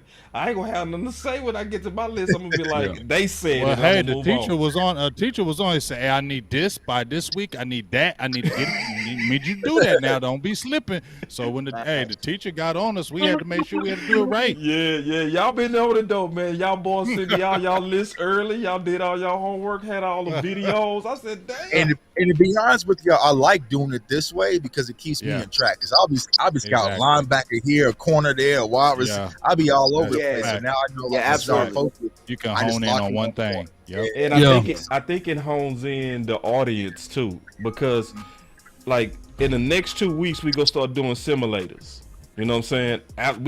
We go catch everybody up with all these draft picks in free agency. We gonna be in the middle of free agency. It's gonna be time to start doing simulators. And if you've been watching this draft show, you getting film, you getting names, you getting prospects, you getting sleepers. Y'all gonna be ready for them simulators.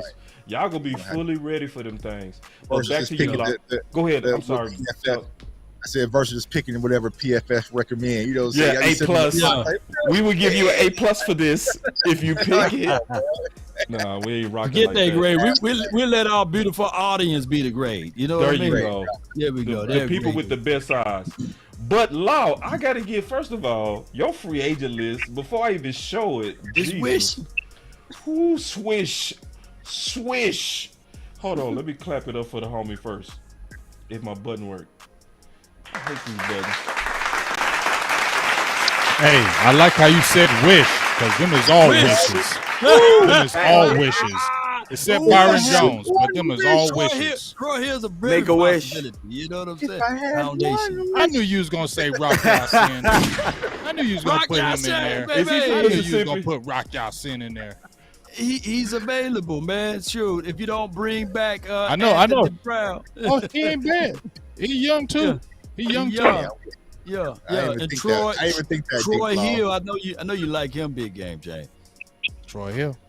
Yeah, Troy Hill. You got Marcus Peters on that list. All right, so let me break this down. Marshawn Lattimore, we do know that the Saints are $60 million over the cap. They're going to have to figure out ways. We've seen Tennessee just got rid of a few guys, Robert Woods, Tyler Lewan. Hey, I got to pivot just right quick because the OC is too quiet. Do Tyler Lewan got anything left in that tank, the OC? You got to be careful. OC, man, he'll walk off. Taylor Lewan. OC probably walked off. Let me see. He probably gone. My bad. You know how the look. You say, look. See, the OC, he'll sneak off. He'll be like, yeah, it's going to be a minute before I talk. He'll go get him a whole lunch, a whole sandwich. He'll eat dinner. He'll do all that all the time while we doing the show. Boy, that boy OC shady. Hold on, let me hit that button on him. Oh, you see this guy? See this guy? Number one bullshit guy. He do the wee woo. See, that's a new wee woo. He don't even know. He don't even know. You walked off on the show, OC. Look, watch him peeking up. Look. Look at him eating. I told you he walked off to eat. I told you. We caught you, OC. No, we caught you. We caught you red-handed. We caught you. We caught you. Yeah, we caught you, bro. You over eat. Yeah, we knew it. We say that. I say we probably walked away. Then we look at the empty chair. He said Law about to do his guys. I got a good team. Yeah, I'm good. I got me a good 20 minutes. I got me about a good 20 minutes. Long-winded. I'm gonna go ahead and go make me a sandwich. Go anywhere for a while. This is my time. This is my time to get it in. Bye. Hey, OC, I was gonna ask you, do Taylor Lewan got anything left in the tank? Would he be a good acquisition to pick up? No. Okay. No. That's all I wanted to Damn. know. I know nothing about offensive Wow. line. And Law. This is why. Law. This is what Law said. OC, you should be ashamed of yourself. My boy Law said, "Man, we ain't heard from the OC in a minute." He trying to look out for you, OC. You done snuck off and ate dinner, bro. That's boy. No, I didn't eat dinner though. But I did warm up myself though. I'm good though. I'm ready. Oh, you see this guy? See this guy? He's the wee woo. Number one bullshit guy. He do the wee woo. All right, Law, go ahead, Law. Go ahead, bro. All right, so my analysis on this Make-A-Wish Foundation list over here. That's what it is, a Marshawn Make-A-Wish Lattimore, Foundation. It is a Make-A-Wish. Upon a star. I like it, Law. I do. I like your list, bro. We need to have that drop, man, because Yes. man, I would throw away all of the DBs we talked about today if we could get Marshawn Lattimore. Yeah, you I know what I agree. mean? And Everybody sell my spleen. Law, what happened And to you your get- spleen? I gave it away. And you get rid of Zeke, right? Oh, Yeah, there it is. Wait. There it is. I'm talking Zeke and Tyron off that cliff for that Infinity Hold Stone, on, bro. real I'm quick, talking bro. real. I'm pushing the wrong buttons over here and everything. Hold on, let me go find the button for DMV. Oh, hell no. Yeah, no, no, man. man. So you not getting rid of Zeke for that Jalen Ramsey, bro? Man, we Look. not gonna start that debate again. been Y'all trying- already. Don't you know? Y'all Don't you know already now? already. Howie Roseman did a great job last year of cutting Fletcher Cox, right, and then bringing him back, right. Right. I think the Cowboys can do something similar to free up money, even with Tyron Smith, because I heard that you can save about 17 to close 10 to 17 million dollars by cutting him, and that's a lot of money that you can go out there and grab somebody. Do you think that will happen with Tyron Smith? You can cut him and just bring him back? I'm scared. No, they're not gonna cut him. They're not gonna cut him. The only thing they would do with Tyron Smith is try to restructure and just make sure he retires a Cowboy, because he already said that if you make him play for somebody else, he's not going to play for another team. He's just going to retire. So he's came out and he said that. So I think that the Cowboys would just probably try to restructure, push his money a little bit further down the road to open up salary cap space. But the number one thing they need to do, and not to derail this conversation, is they need to go ahead and extend Dak Prescott, because Dak is $49 million against the cap, and that is the largest lump sum that will really keep you bottled up, right? You got four main guys you got to pay. You got Tank Lawrence accounting for $26 million against the cap, which is ridiculous at this point in his career. He should not account for that much against the cap with his productivity level. You got Zeke Elliott. You got also Zach Martin accounting for $16 million against the cap, and then you have Ezekiel Elliott accounting for about $12 million some odd dollars against the cap. So, you know, you got to deal with several players, man, to make sure this thing all goes well. And you need to really look closely at what you're going to do with Dak Prescott. And I would just try to extend him now and push his money down the road. That's the smartest thing to do. That will free up the most cap space. Who been more productive in the last 2 years? Zeke or Law? Zeke. Law. Oh, wait. I got OC thinking now. He thinking. Wait, no. I'm gonna go with Zeke. I'm gonna say Zeke. I'm gonna go with Zeke. I'll say Zeke. Ooh, this is getting interesting. This is interesting. I like this fight. I should have did y'all two like that, man. I'm just throwing it out there. No, that's a good question, though. He's thinking real hard. And I like where you're going with that, Law. I like it. I love it. I don't like it like you say. I love it. You know what? I don't think this is purely about productivity. It is, but it isn't. See, if you say productivity alone, that's an isolated, triangulated argument. You have to say productivity in conjunction with the amount of cap space you take up in your salary, right? It's not just the productivity by itself. It's the productivity in relationship to the amount of money you're being paid in the contract, because you're paid huge money for huge production. And the reality of it is that the Cowboys had not got huge production from Ezekiel Elliott. Stop. And so The last couple of years. No, the last couple of years. So you falling right into my trap. You falling right into my trap. You falling right up the snare. Your trap is fool's gold. Because if you boy, that's cap. Get him, OC. Get him, OC. Oh, hell no. I'm loading up the clips now. You better break the debate back up. I'm sick of this cap. It's getting overwhelming. I want to see your list, man. Post your list, boss. 15. Hey, Tuck. The fake news. Zeke averaged 50 yards a game. He's making 16 million. 16 million. Yeah, 50 yards a game. We are fourth in the NFL when it comes to the running back position in salary. Fourth. Yeah, we gotta cut that price. I agree with that. So y'all gonna think that Zeke is gonna cut his price and y'all want to increase his value to what, 20 carries a game? That's what you and Okoye said last week. He needs about 20. Listen. Do you know what I want? We gonna get a whopping 40 yards. Whopping 40 yards. You know what I really want? I want 3 backs. I want 3 backs. 25 carries a game at league minimum. Y'all gonna make me some chicken, man. No, you gonna make me some chicken. It ain't no. Now it's time for law. You see what you did? Law, you see what you did? Karate-size, yo. He said now it's time for law to karate-size you. You know what I mean? So this team, franchise tag law twice, right? Yep. That counts a lot against the cap. But what if I told you that the only time they had cap relief against law was in the year 2020, but since then, he counted more against the cap than anybody on this tape. In 2021, he counted $25 million against the cap. Ain't nobody close to him. And then in 2022, he counted, let me see what that number was. He counted $14 million against the cap. And now, the year 2023, let me update it again. He counted $26 million over the cap. All of those times outside of 1 year, he counted more than Ezekiel, Elijah, Elliott. So it's not about the money, it's about the cap. He counted more against the cap. So his production in the last 4 years. All I heard, can we get relief cut him? 50 ways that our front office is. No, that's 2 bad decisions. That's 2 bad decisions. That's 2 bad contracts. It's too many talking. Hold on, OC. I want to make sure J Tug go, then you can fight. Go ahead. All I heard was our front office is idiots. That's all. You know what I'm saying? Sneak this. I like to sneak this there.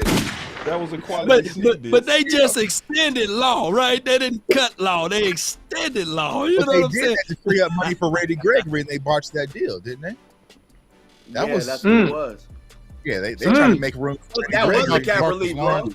That was a cap relief. $26 million he count this year. Hey, that's on them. That's last year he counted 17. They switched it all guaranteed, right? And they switched it. They gave him a. Hey, Law. You're right. Here's the thing, Law. I agree with that law because you know how I feel about DeMarcus Lawrence. Oh yeah, I was gonna say.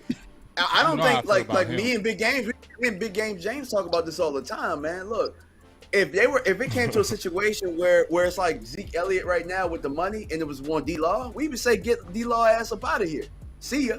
I've been said that. Did D-Law take a pay cut? Remember, Boss is the one that want to bet people $100 million that he gonna get 10 sacks. Come on, man. Oh, I need my money. I need my money, boss. Okay. I need my money. Send me your cash app. Send me your cash app today. I just need your cash app name. I got your measly. I got your measly money, OC. I got your measly money. I got your little money, dog. Just don't leave the show. Don't leave the show again and go eat a sandwich. Out his chest. Yeah. Just don't eat no more sandwiches. It ain't no sandwiches over here, Law. Law, I see what you did, though, bro. I saw what I did, though. Yeah, I saw what you did, Law. Can we go back to your goddamn shit? Lawrence, he got him too. Under protection. You got 2 years of double-digit sacks in your contract year, and then you fleeced him. So Boss bet Big Game James that Law had over 10 sacks this year. But then when I said keep Law over Zeke for production, he turned his nose up at me. So you was believing in Law too. I do believe in Law. Man, you got Law out there jogging around the offensive tackles, man, tagging the quarterback once he goes up. That's his homie. Then he That's his played homie. hard in the run game. That's his He played hard in the run game, bro. That's his homeboy. Do we win? Do we win that Detroit Lions game? Hell no. We got 6 sacks in the year, man. Come on, man. You paying the dude $26 million, man. The dude got 6 sacks, man. You paying the dude $26 million, man. It's bad contract. Bad contract city, man. That's what you're talking about, Law. That's what you're talking about, Boss Cowboy. It's bad contract. Y'all better get off the Law, man. I'm gonna start muting people. He's great in the run game. I'm gonna start muting people. Y'all hear me? I'm gonna start muting people off the show. I'm gonna start saying, listen, I run the buttons and I don't play fair. Test me. Test me. You play for rain, you got to deal with the mud too. That's right. That's right. That's right. All right, Law, can we get back to your list? All right, man. All right, man. To this fantasy list, man, this make a wish list, man. Jalen Ramsey, man. I think that the Rams are like $24 million over the cap. They may be further less than that now since they got rid of Bobby Wagner. So it could be in the next few weeks mutually agreed to let Jalen Ramsey go. So that's why you shouldn't trade for Ramsey. You should wait and sit back and see.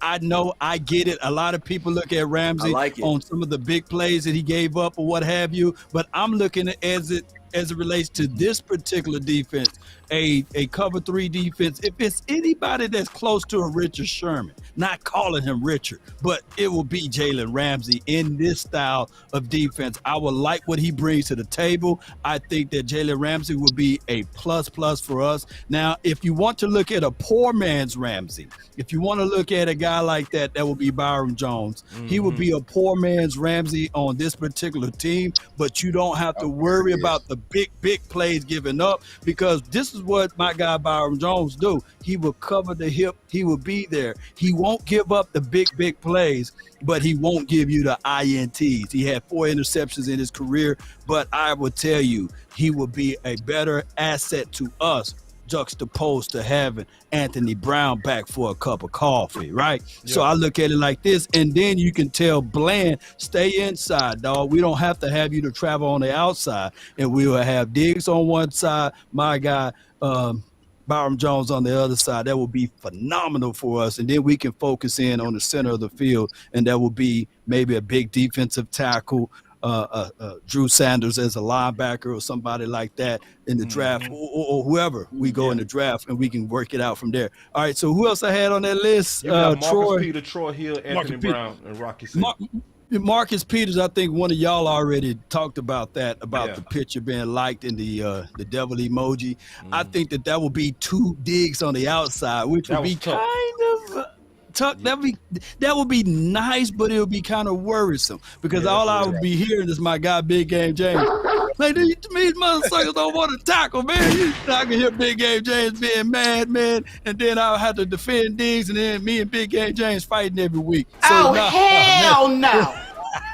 That would be too much of the same, man. I need somebody that can counter, balance that out. Even though Byron Jones may be considered as a guy also that don't tackle, but I think that he tackled a little bit better than Marcus Peters. All right, and of course Troy Hill, we need help inside. He will be a good situation for us to bring in to help out with that. And then I have, believe it or not, Anthony Brown. I like I didn't know that type of injury is that gruesome, DOC, of coming back. But I'm looking at it like this. A new broom can sweep the floor good, but that old broom can get those corners, and he knows this system. And Al Harris don't like Anthony Brown. He loved Anthony Brown. So it could be a situation where now he would be the teacher out there on the field for a training camp, and training camp is long.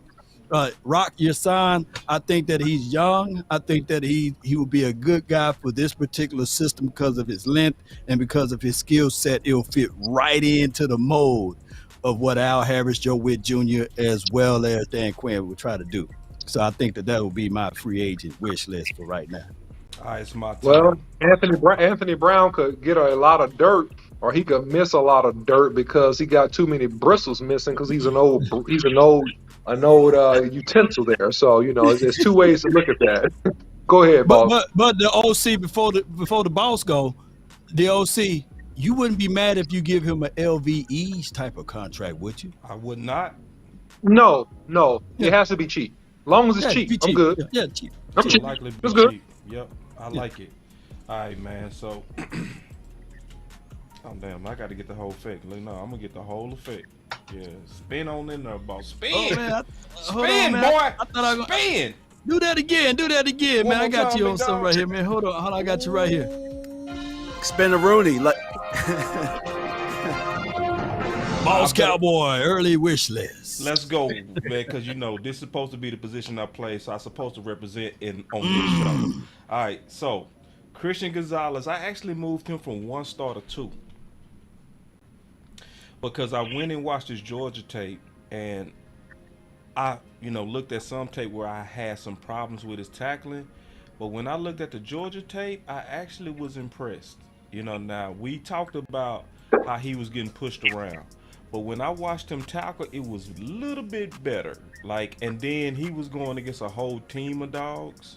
So as I watched him going against a whole team of dogs, I try to see, are you the only one that's kind of doing your part amongst dogs? Like, watch this tackle right here. Well, actually, he missed that tackle, which that was a harder because he was taking a hard angle.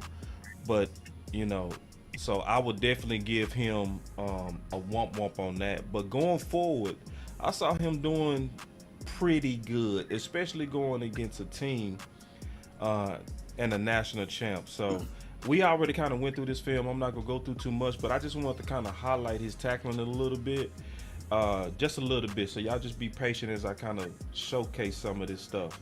So this is, right here. Ooh. You know what I'm saying? He got him on the ground.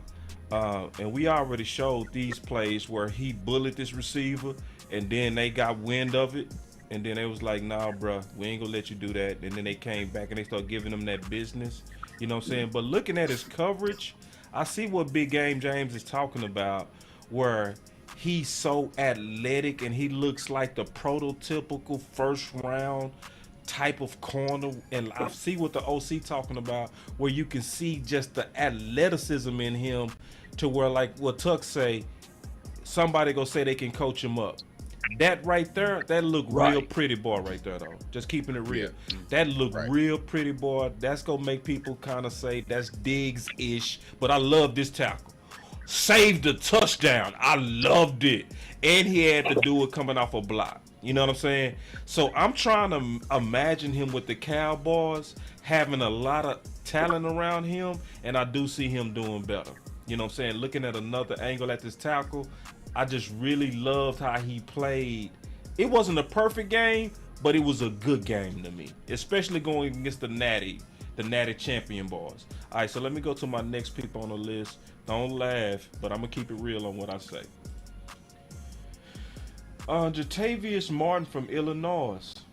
Now, I'm not saying he's a top draft guy, but I like his versatility. He played a lot of nickel. He played a lot of safety. If y'all don't know who he is, y'all make sure y'all go look him up. Never gonna look him up. Yeah, Cam Smith, I gave 3 stars, even with the bad tackling. The reason why I gave him 3 stars, and I hardly ever do that with bad tacklers, is because I feel like he'll be an ideal fit for what the Dallas Cowboys need, and that's nickel, right? So to me, I can see him coming in and playing an excellent nickel, even though the way we usually use our nickels, you got to go put your head in there. So I'm thinking about taking that from 3 stars back down to 2, but I love his coverage.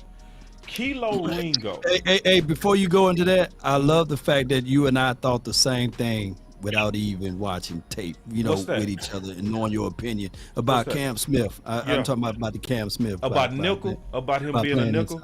Yeah, that's how I see him. I see him as an ideal nickel for the Dallas Cowboys, because I think we more so looking for a nickel than a corner. Right. And I'm gonna give you this to even help out a little bit more. I think that Cam Smith has the largest upside out of all the top corners. He has the largest upside. Yeah, I can see that. His coverage is superior to me, man. To me, and then it might be some bad games because I trust Tuck Oz Tuck has great eyes. So Tuck wasn't kind of smelling them.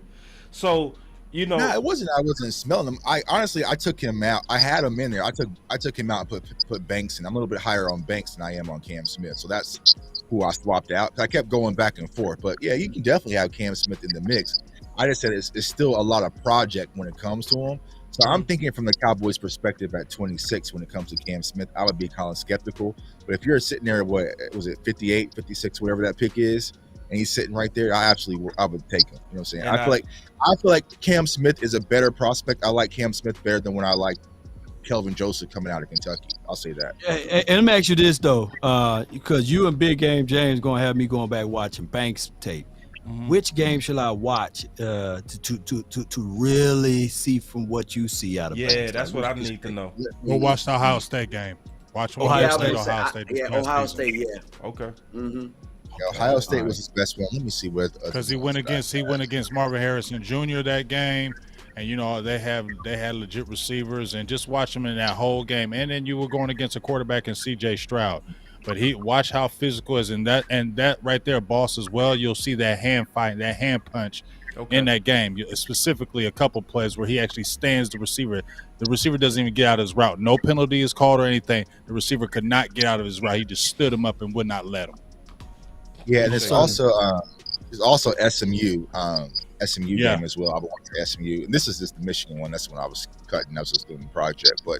Yeah, I would watch SMU. And he looked good in that Michigan game, especially he did a dual route where the receiver came out the route, he circled back, and you should just see how he mirrored him, just the mirror how he had it, and he ended up knocking the ball down. Like I said, the biggest problem with Banks is he's not a ball hawk. He's not getting you interceptions. That's not what he's going to do. But if you want everything else, that's what you that's want. A good comp. Yeah, that's really a good comp. That's definitely he's definitely Owuzie-ish. Great comp. Yeah, great comp. But I think he's more physical than Owuzie. Yeah. Oh, whoa, really? I need to go look at him. He's physical, more, dog. He's physical. Nah, I know you don't lie. I know you keep it real. It's just, thinking about Owuzie coming out of college, the fact that he was Colorado. Yeah. Bro, he's watch his tape. You'll see the physicality. But it's actually funny. It's funny because he is physical, but he's technical first. So I would say he's more technical, and when he gets you in the spots that he wants, then he's able to use his hand. He does an excellent job of really, keeping that eye to the near hip. And you know what I'm saying? Yeah, like it's his technique is probably the best. Here's my thoughts though, fam. Owuzie college tape was physical. Yeah, his pro tape wasn't that physical. Right. You know what I mean? Yeah. So now when you say that, now y'all gonna have me saying that they're watching even more tape on Banks. Yeah. But go ahead. That's what we got. It's more technique. It's more technique to me than it is physicality. Right. He just so happens to be. He's never in a bad spot. He's never in a bad spot because he you know what I'm saying, he goes to his technical principles all the time. So and his sideline is his friend. That also sounds sideline. Oh, he's putting you to that sideline. He's putting you to that sideline. That's what he's gonna do. Love it, man. And you know what? I have to say this, and I know we're making this such a long process, but it's cool. I love it. What really pissed me off about Owuzie is that I never got a chance to see him under Quinn. Right? So it's like a whole nother thing, though. So half the time we didn't know what we was doing with him, though. That was it. I mean, because it's not like he went over to Cincinnati and fell off. Right. No, honestly, remember half his career. Over half his career, didn't we play him as safety too, or something? We were trying to figure out if he was a safety at first, or if he was a corner. No, he was corner. I was saying they should have put him at safety. Yeah, at one point they was flirting with it though. It was back and forth. It was rumors about it. Yeah, he's safety in Colorado. You're right, Big Man. And it was playing safety in Colorado. Can I go back to my presentation that y'all jacked? Go ahead. Oh yeah, sorry. Sorry, sir. Jesus Christ. Class is in session. And another thing, out of place. All right, so then I got my boy Ringo on the list. All right, and so with Ringo, what I see with Ringo is exactly what you said, Law. Is I see a good football player with stiffness, right? I think you hit that dead on the head. Another thing that I see with him, he's obviously physical. He's obviously Dan Quinn-ish. He struggles to stop. So you notice he gets beat on underneath routes a lot. That's because his stops are bad. He does what I call a double stop, where it takes 2 plants in the ground for him to get into his drive, you know. And so when you watch him, especially this Tennessee tape, when he's beat underneath. You know what I mean? He's not beat over top. He's beat. That was a good play right there. Good, but he got a penalty, kind of handsy. But when I watch him, it's a lot of fans that I watch, they love him. I don't know if he'll really transfer to the next level to being a real good corner because of the stiffness, you know, and because of the inability to stop. So here's a play, likely they getting ready to take him vertical, and you go see, because he's long, he go do his thing. He has good. Oh no, see, you see them stops? Yeah. You know, he struggles to stop, you know, and anybody that struggles to at stopping is gonna struggle with route runners on the next level. And it's way too many route runners in the league to trust his feet. You see all that separation?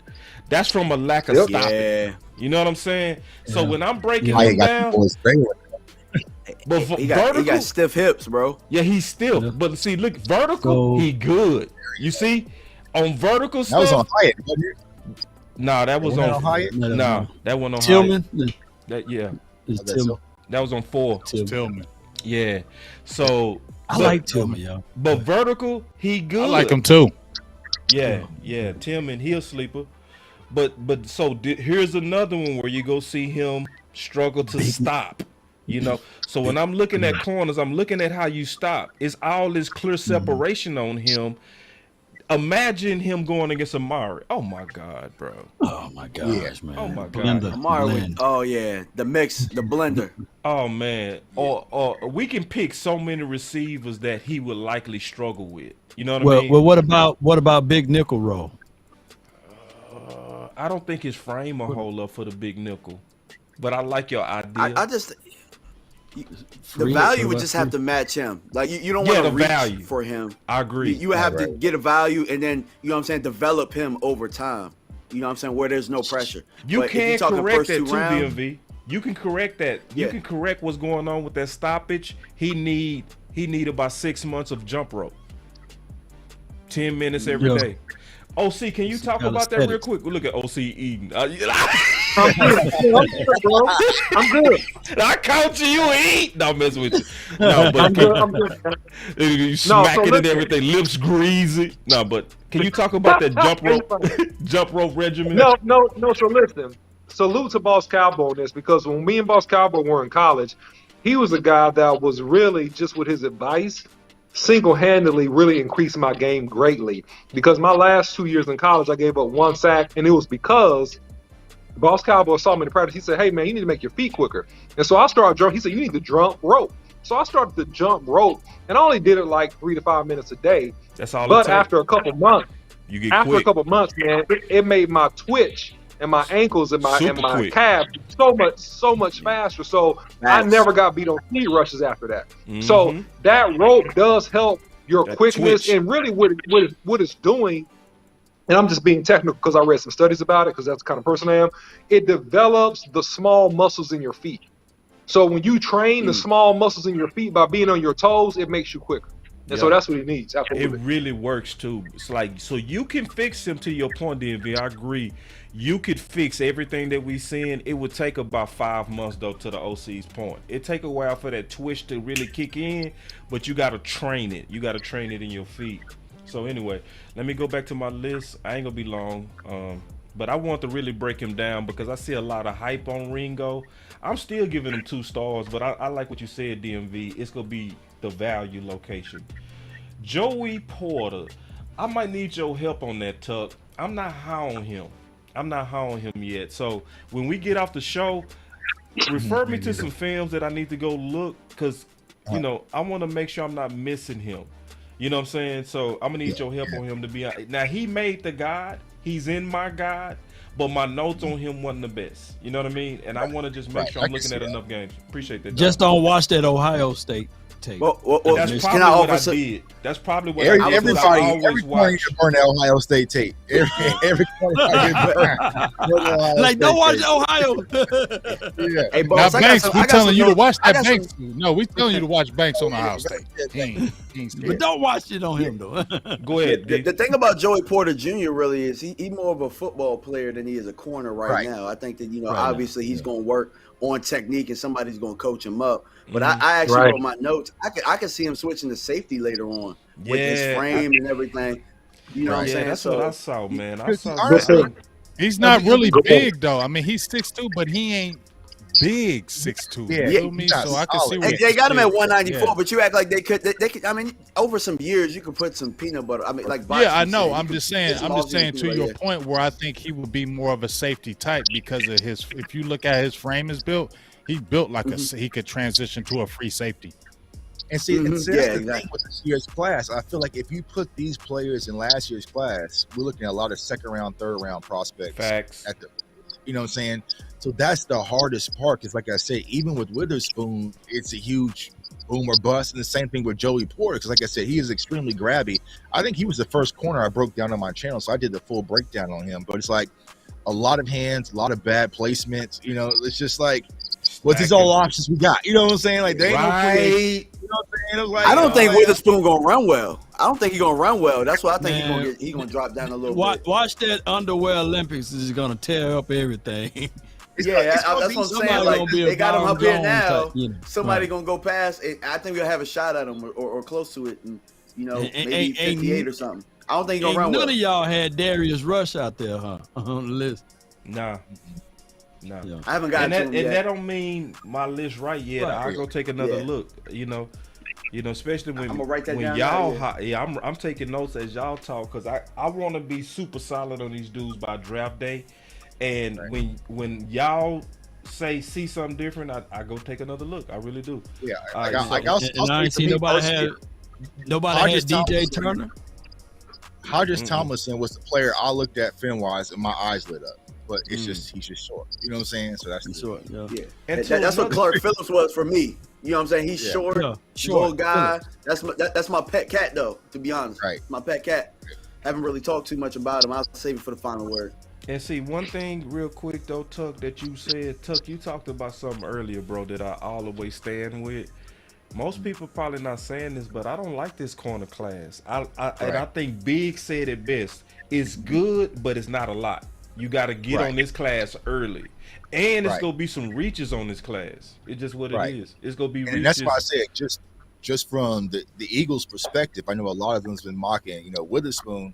And it's just like, if he was to go there, you know what I'm saying? Like, I was like, cool. You know what I'm saying? Like, yeah, I mean, cool. I'm going to back in draft him like, good, I got you on corner. You know what I'm saying? Good job, Philly. Yeah, Rager. Great Bradbury replacement, right? So it's like, I feel like they're gonna have him out there, and you're gonna put them on like this. Like, here's the thing: if they take Witherspoon, right, and we go get one of our guys that we talked about when we did the wide receiver week, like a Zay Flowers or a Josh Down, they would carve Witherspoon up. You know what I'm saying? I just feel like that's the type of wide receivers that and Porter are going to struggle with. Those routers, those guys that can run the full tree, that's really crisp and precise. You can't get the hands on them. Like, I don't know. So no, I'm with you. I mean, somebody's going to grow. Someone's going to emerge. We still early, but that's right now. Rager. All right, hold on real quick. And I won't Philly to do that because I'm so sick of hearing they got the first round. Yeah, they pick bad too. I ain't studying no freaking Philly. All right, free agents, and I'm gonna be quick, bro. I ain't gonna bore y'all with this. We like our guys. I'm always told we like our guys, but I also I'm for the return of Anthony Brown to be the nickel at the right price. I wouldn't want them to rush him. I would want them to sign him. And even if he return week 2, week 3, I see him as an asset. He's one of those returning ballers I would want us to kind of still try to attack, because if he wouldn't have hurt that Achilles, Anthony Brown was gonna get paid.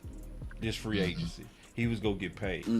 The bastard free agent strategy, I'm dead serious on that. Cameron Sutton out of Pitt, I like him. Anthony Everett. He's to me perfect for the nickel. Perfect.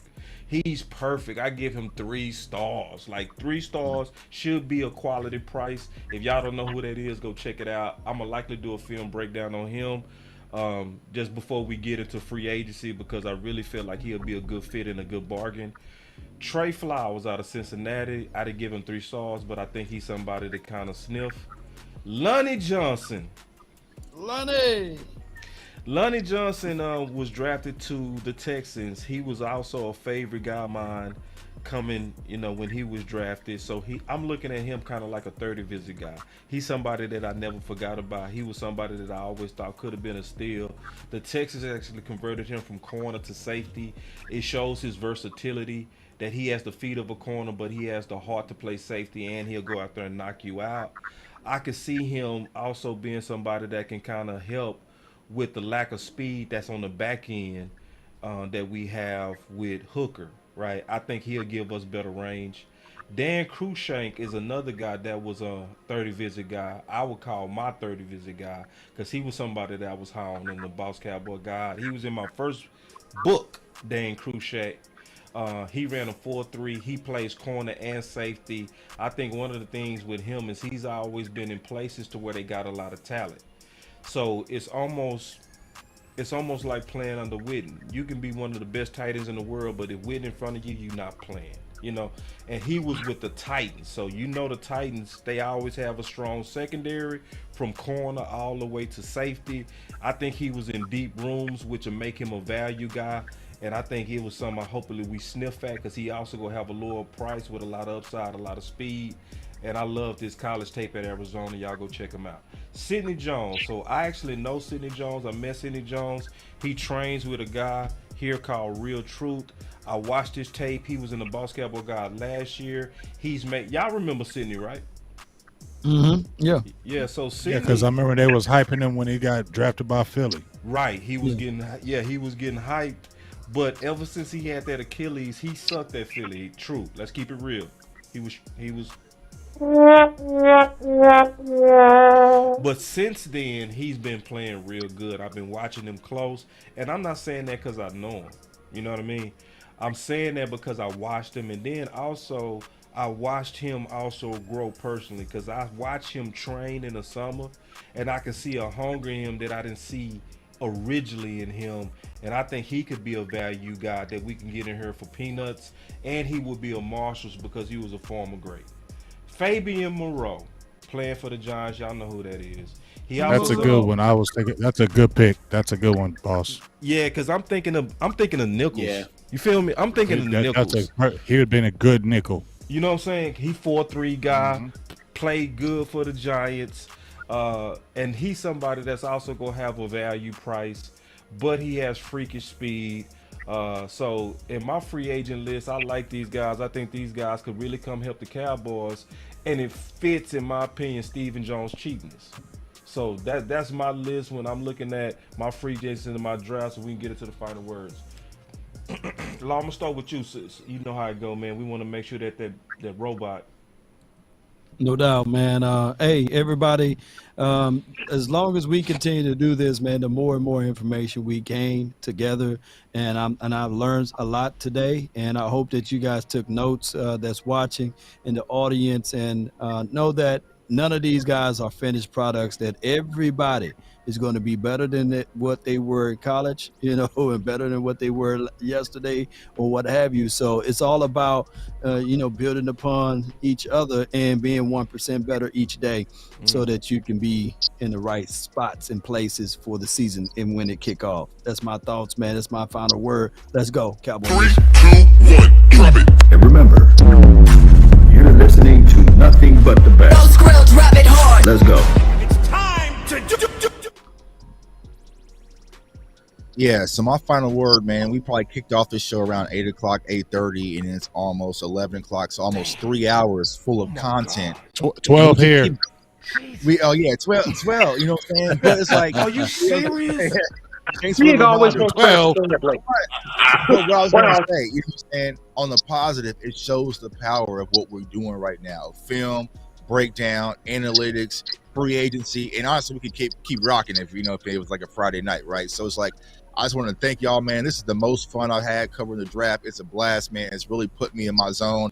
I'm locked in each and every week. I hope y'all who are watching the channels are enjoying it, but it's really bringing out the best of me because I want to bring things up to a higher level because I know y'all going to bring it. Yeah. And it's just all lifting our community, what it's all about. So I know a lot of people were talking about the video that they saw. At the end of the day, these people I'm on this panel with and these people who are up still watching this show right now is who I do all this for, man. So I appreciate each and every one of you. And that's my final word. Man, that's a good one. That's a real good one. I go next on the final word. I'm going to echo what Tuck said. This group brings the best out of me. This group is also competition. It's a healthy competition. No, it's no way that we not going to take this serious. We all know that we independent, but we also know that the healthy competition is where we are all taking it serious in terms of our list. We do not talk. The only time I get their list is the day of, and then we compile it and we talk about it. I also love the fact, to Tuck's point, to where we really combining our talents to really debate some of this stuff out. The Zeke stuff, even though we having fun with it, is real. It is real. But I love the spirit of these guys because it's never crybabies. Nobody angry after the debate. We laughing as we talking this stuff through. So hopefully y'all seeing the value of the Final Word Draft Show. It's going to get better and better. Me and Tuck talked about it. We said it was going to take about 3 weeks to hit his groove. We right now at week 3. So, man, my final word is y'all continue to stay with the final word. I know it's the best draft show, and it's going to get even better. We are building also up to draft week. This is the place you're going to want to be. This is the place you're going to want to be. This combining of the channels. You want to be here because, first of all, we going to have television access. Jay Tuck is going to be giving us access out there. So as we doing what we doing and guys being drafted, we gonna be able to stop and pause and view people on the podium with Jay Tuck. That's amazing. That's dope. You know what I mean? So, and then obviously we stockpiling all this film from all these shows. You know what I mean? So when people get drafted, we gonna be able to educate people that's new to this. You know what I mean? On people we've talked about before. So I'm super excited about what's going on. That's my final word. Yeah, guys. So listen, here's the exciting part about this whole draft season. This is where, in my opinion, the Dallas Cowboys really shine. In between this time and training camp, it's the strongest thing that the Cowboys do. We're the best at drafting. So if you guys want to know the latest, the greatest, the possible picks, man, you guys just want to stay with us. And also, don't forget to follow every single channel: J Tuck, DMV, Law Nation, Big Game James, and obviously Boss Cowboy Sports, man. So, hey, sharing is caring. Liking makes everything right. And, hey, comment if you care, all right? So that helps us grow and push the movement forward. That's my final word. DMV. What's up, man? First and foremost, I want to thank you, gentlemen, for having me on here. It's an absolute honor.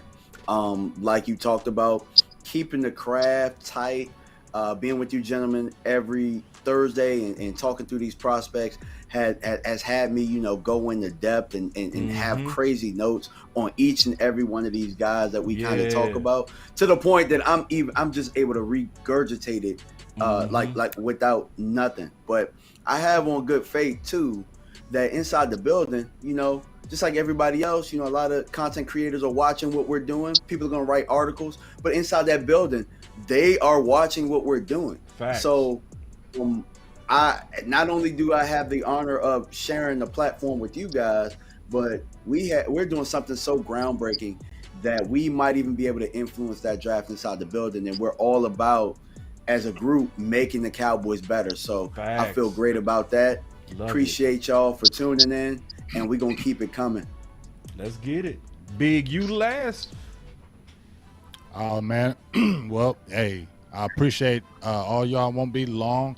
I just want to appreciate all the guys that just to echo everybody. I'm not trying to just piggyback, but just to echo the realness of it is it really makes you be on point with your stuff. And I think that's what I like about this more than anything else is that, before I've done drafts, and yes, I always studied, but I feel like this has made me study even harder. This makes me look at my stuff even more, because I don't want to come in. I'm gonna keep it real. I don't want to come in slacking. I don't want to come in looking bad. You feel me? I don't want to look like the one that looking bad. Like, damn, that's all you got, dog. I don't want to look like that. So that's, you feel me? So that's put me all on my toe. You know what I mean? I don't want to be that guy. That's real. So I really appreciate that, because I feel like I'm coming against some guys that are really knowledgeable in this game, really know what they're talking about. So it really makes you step your game up, and that's what I really like about this more than anything else. And then when you got all of our collective minds together, just like Boston was saying, I think this is groundbreaking because of the panel. We have 6 guys on here that are putting in work. And so when you guys are listening to this, you're hearing all kind of views, and we're going in depth. I mean, we went totally in depth on all these positions. And by the time we're done with all these positions, man, I think this is going to be great for the community. And just that, like DMV said, people are ghost watching all the time. And they see the passion that we have, and hopefully that we can continue to make waves. So like I said, we can make a difference in these streets. And I think this show right here is going to show and prove that as it continues to grow. What we doing next? What we doing next? Defensive ends. I said that, man. I know, but man, when you one vote, I'm trying to see. Can y'all want to? So we gonna do just the edge rushes only? Or do we put it together, edges and DTs? Do we put them together? That's gonna be long. It's gonna be a little bit tougher, I would think. Okay, edge rushers, man. Let's go edges. Edges. Yeah, we'll leave it at edges, which is also outside linebackers too. We go put both of them. At least we'll put those together, outside linebackers and edges. All right. Man, I can't wait to do the offensive line. That's the one I can't wait. I can't wait to. I can't wait till that. I'm just gonna listen to OC and take all his stuff. Yes, indeed. Hey guys, next week I'll be on vacation, so I won't be here. But I will still send you a list. I'll still send you a list. And we'll communicate your list. We did that for the OC last week, so we'll do that for you this week. Also, y'all keep allowing your prayers. I'm gonna just say that to you. Y'all keep allowing your prayers, okay? Yes, sir. That's just yes, sir. He got some things. Let's just be praying for the homie. But man, that was the final word. We will never do 3 hours again. We not talking about Zeke no more. We better not. Zeke took 2 hours by itself. You made that happen. No, that was Law, bro. Law, that was you. That was Law, bro. It was. I see my girl was over here giving me the side eye the whole time. Like, damn, y'all still talking?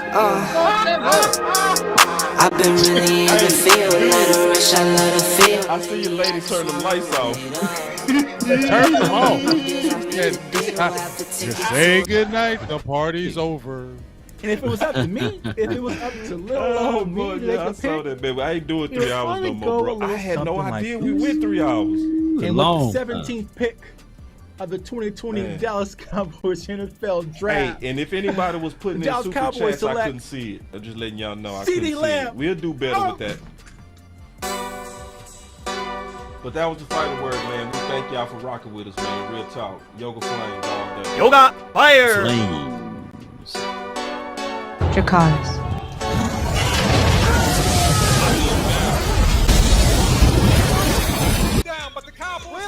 Boss could be a trade down here with Justin. We got to trade. We got to trade. We got to trade. I said this the place to move. We were just sitting here talking Justin Fields. I said it loud and clear. This is the place to move down. Go hard, or go home. Go home. Go hard, or go home. Go hard, or go home.